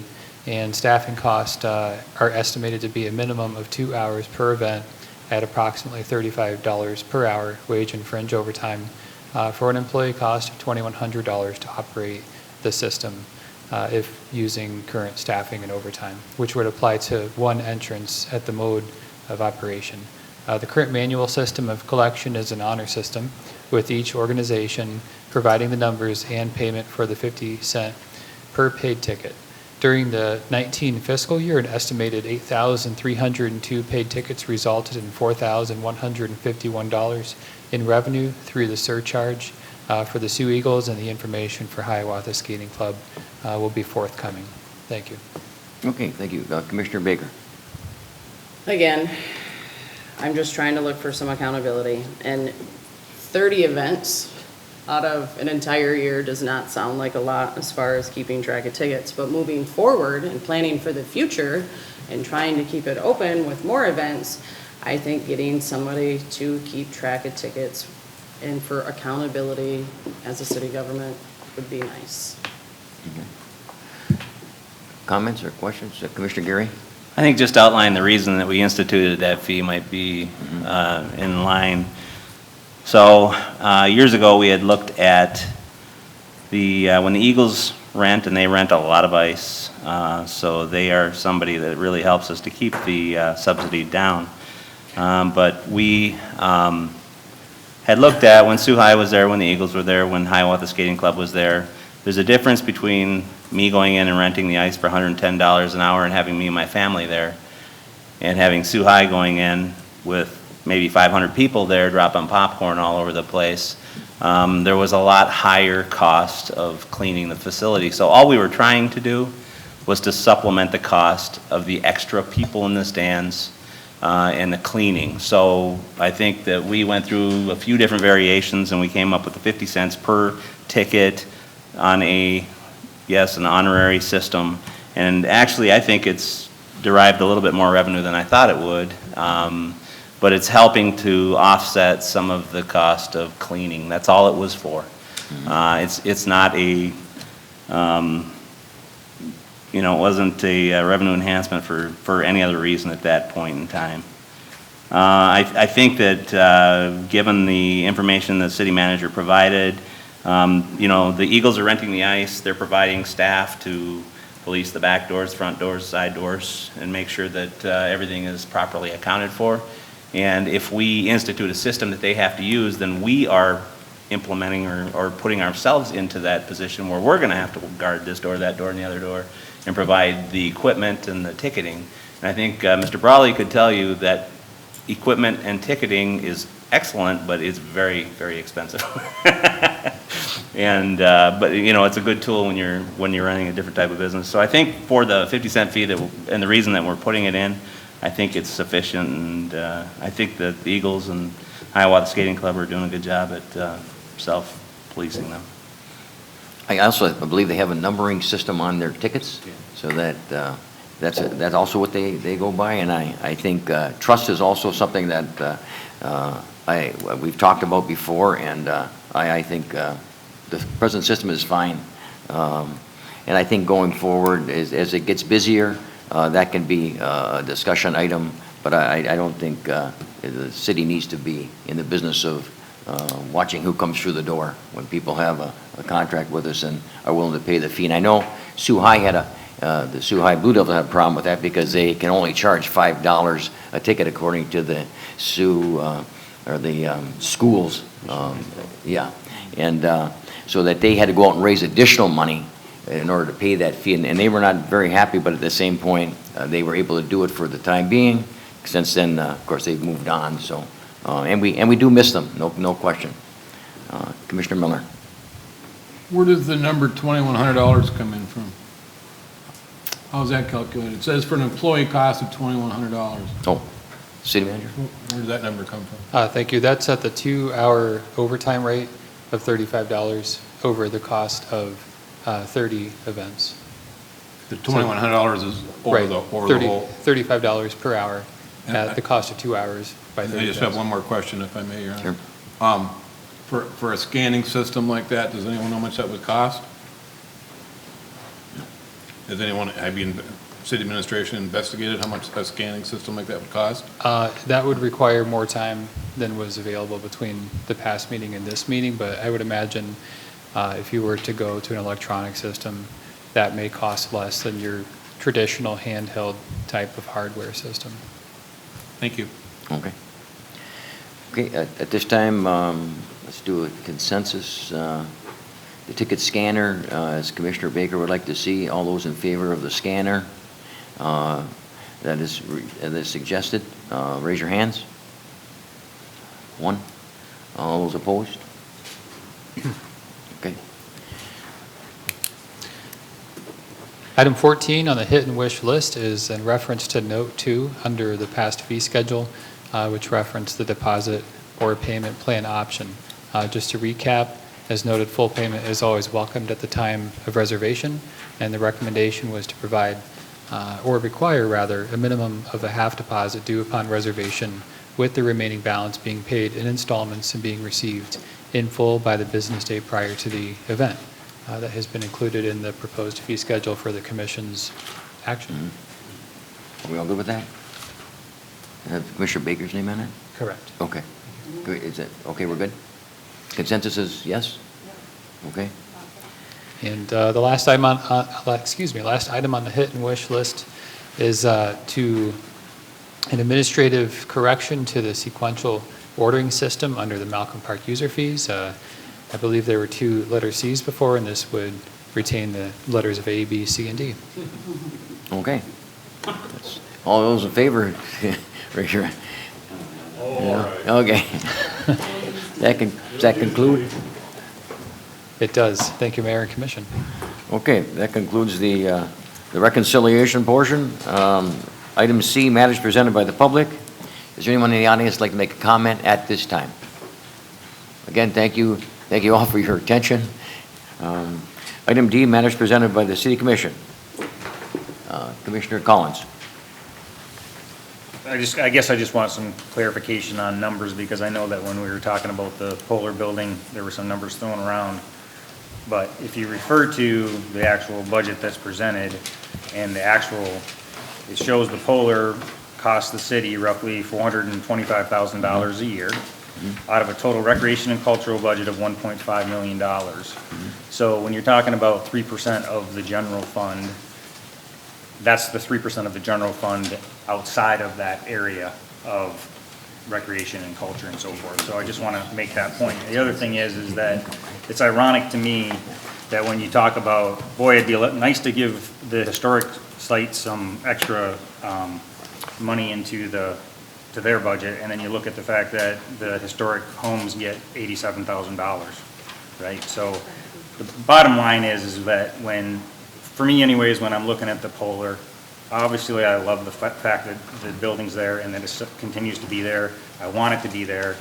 It's just hard for me to look at something that costs that kind of money and an overall budget where you see other areas that we could be putting money into it. And everything from the Ani Osborne, which I know we worked on that area, but the Kemp Marina, we know, and the Harvey Marina could use a little extra money once in a while, right? especially when you look at the amount of money that we give them. I mean, you're talking, you know, $5,000 here, $8,000 there. My point is that it represents a whole lot more money than what people are aware of. And if we're going to provide more benefits to our city without increasing taxes, how do you do that, right? So we have to look at things to basically, you have to reduce somewhere in order to increase someplace unless you want to increase taxes. And I'm definitely not for increasing taxes. Commissioner Gollins, I think that is a goal this year. Yeah. Let's see how that plays out. I think we let the administration do their job as far as what we're going to be proposing. I think, you know, if we can market the puller, again, it's not alone. I think the Sault Tribe spends an awful lot of money to keep the Big Bear open. I think Lake Superior State University spends an awful lot of money to keep, you know, the North Center open, and we spend certainly money to keep the puller open. So, again, you know, if we can reduce the $280,000, which it costs the puller over the years. See, now, I don't understand where you come up with $280,000. Well, because that's their expense, and then there's an income that the puller generates income. And it averages around between $250,000 and $300,000 a year is what the actual expenses to keep the puller open. This says general fund, so general fund tells me that it's coming from general fund money. City manager? Thank you. I believe that the information that's being discussed, the recommended budget for the puller is $413,400 in the first year of the two-year budget, and then for the second year, $417,300. The revenues under charges for services total up to $135,000 for each of the fiscal years, and then information which was circulated last week shows the breakdown for the different parks and recreation. So you'll see the prior year actual for 18, it was right around 283,000, just over that amount. And back in fiscal year 2012, you'll see it go as low as 2008, 675, which Commissioner Geary's figures total out over 9 years to be roughly around $248,700 per average. $247,000 of general fund. Correct. It's derived from the Average. general fund. Okay. Correct. Commissioner Gary? And just to that point, we provide certain services to the community.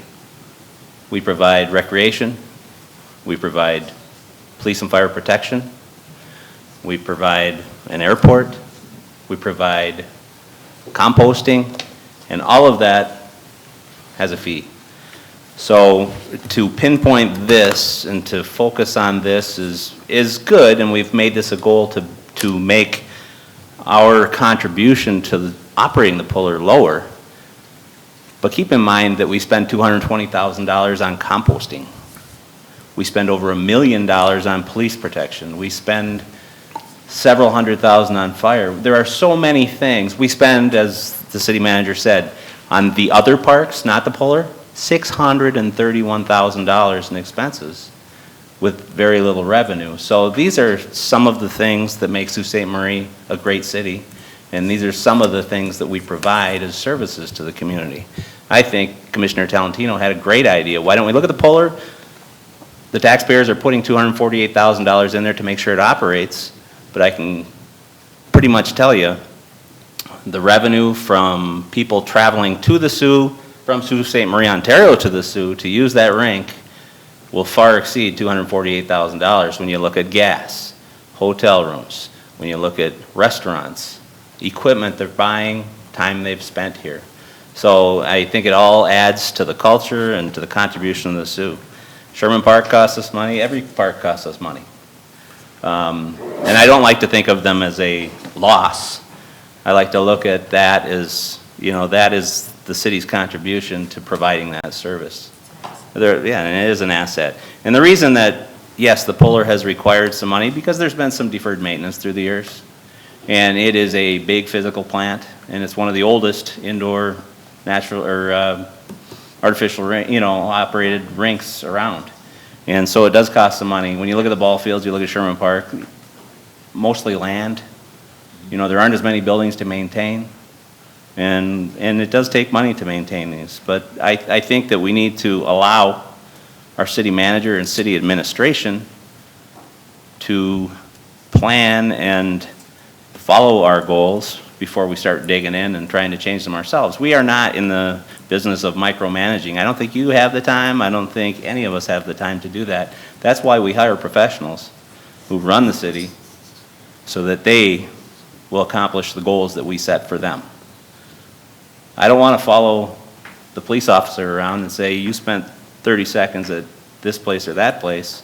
That's up to the department heads. So let's quit micromanaging some of the little functions and tell them we want to increase production at the puller and we want to decrease the expenses. You figure it out. That's why we have good, solid, creative people under us. That's what leaders do. Correct. Commissioner Collins? Well, it's interesting that you say that we're not going to micromanage. The city manager and administration came back with their budget proposal, and we basically sent it back to them saying that that's not what we want them to do.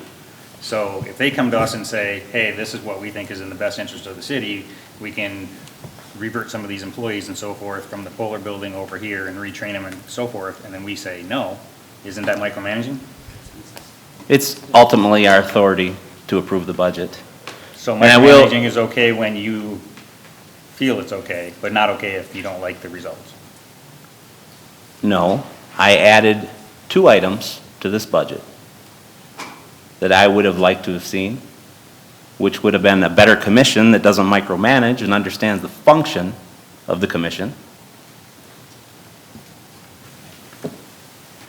These are things that You're not will referring to me on that, increase, no, but these are things that will increase efficiencies. I think all of us, me included. I would be a better commissioner if I had the opportunity to take some of the trainings that were available, so. Commissioner Baker? As a commission, we were sent here to look at this budget. I looked at the budget. We lose roughly $300,000 a year on the Polar, despite however you want to average it out. We will continue to lose that money over the years if we do not do something. The city administration brought something, which I applaud them for trying something by closing it on Monday, Tuesday. You guys, no one wants to agree to that. Nobody's open to any other discussion as far as what we can do to be better. As far as micromanaging, I believe it's my job to look into the budget and to see where there's issues. This is a main issue. It has been. I've been here for almost 3 years now. Yes, we said we were going to market it more. That hasn't happened yet. Nothing's been done. We've had 90 events in 365 days.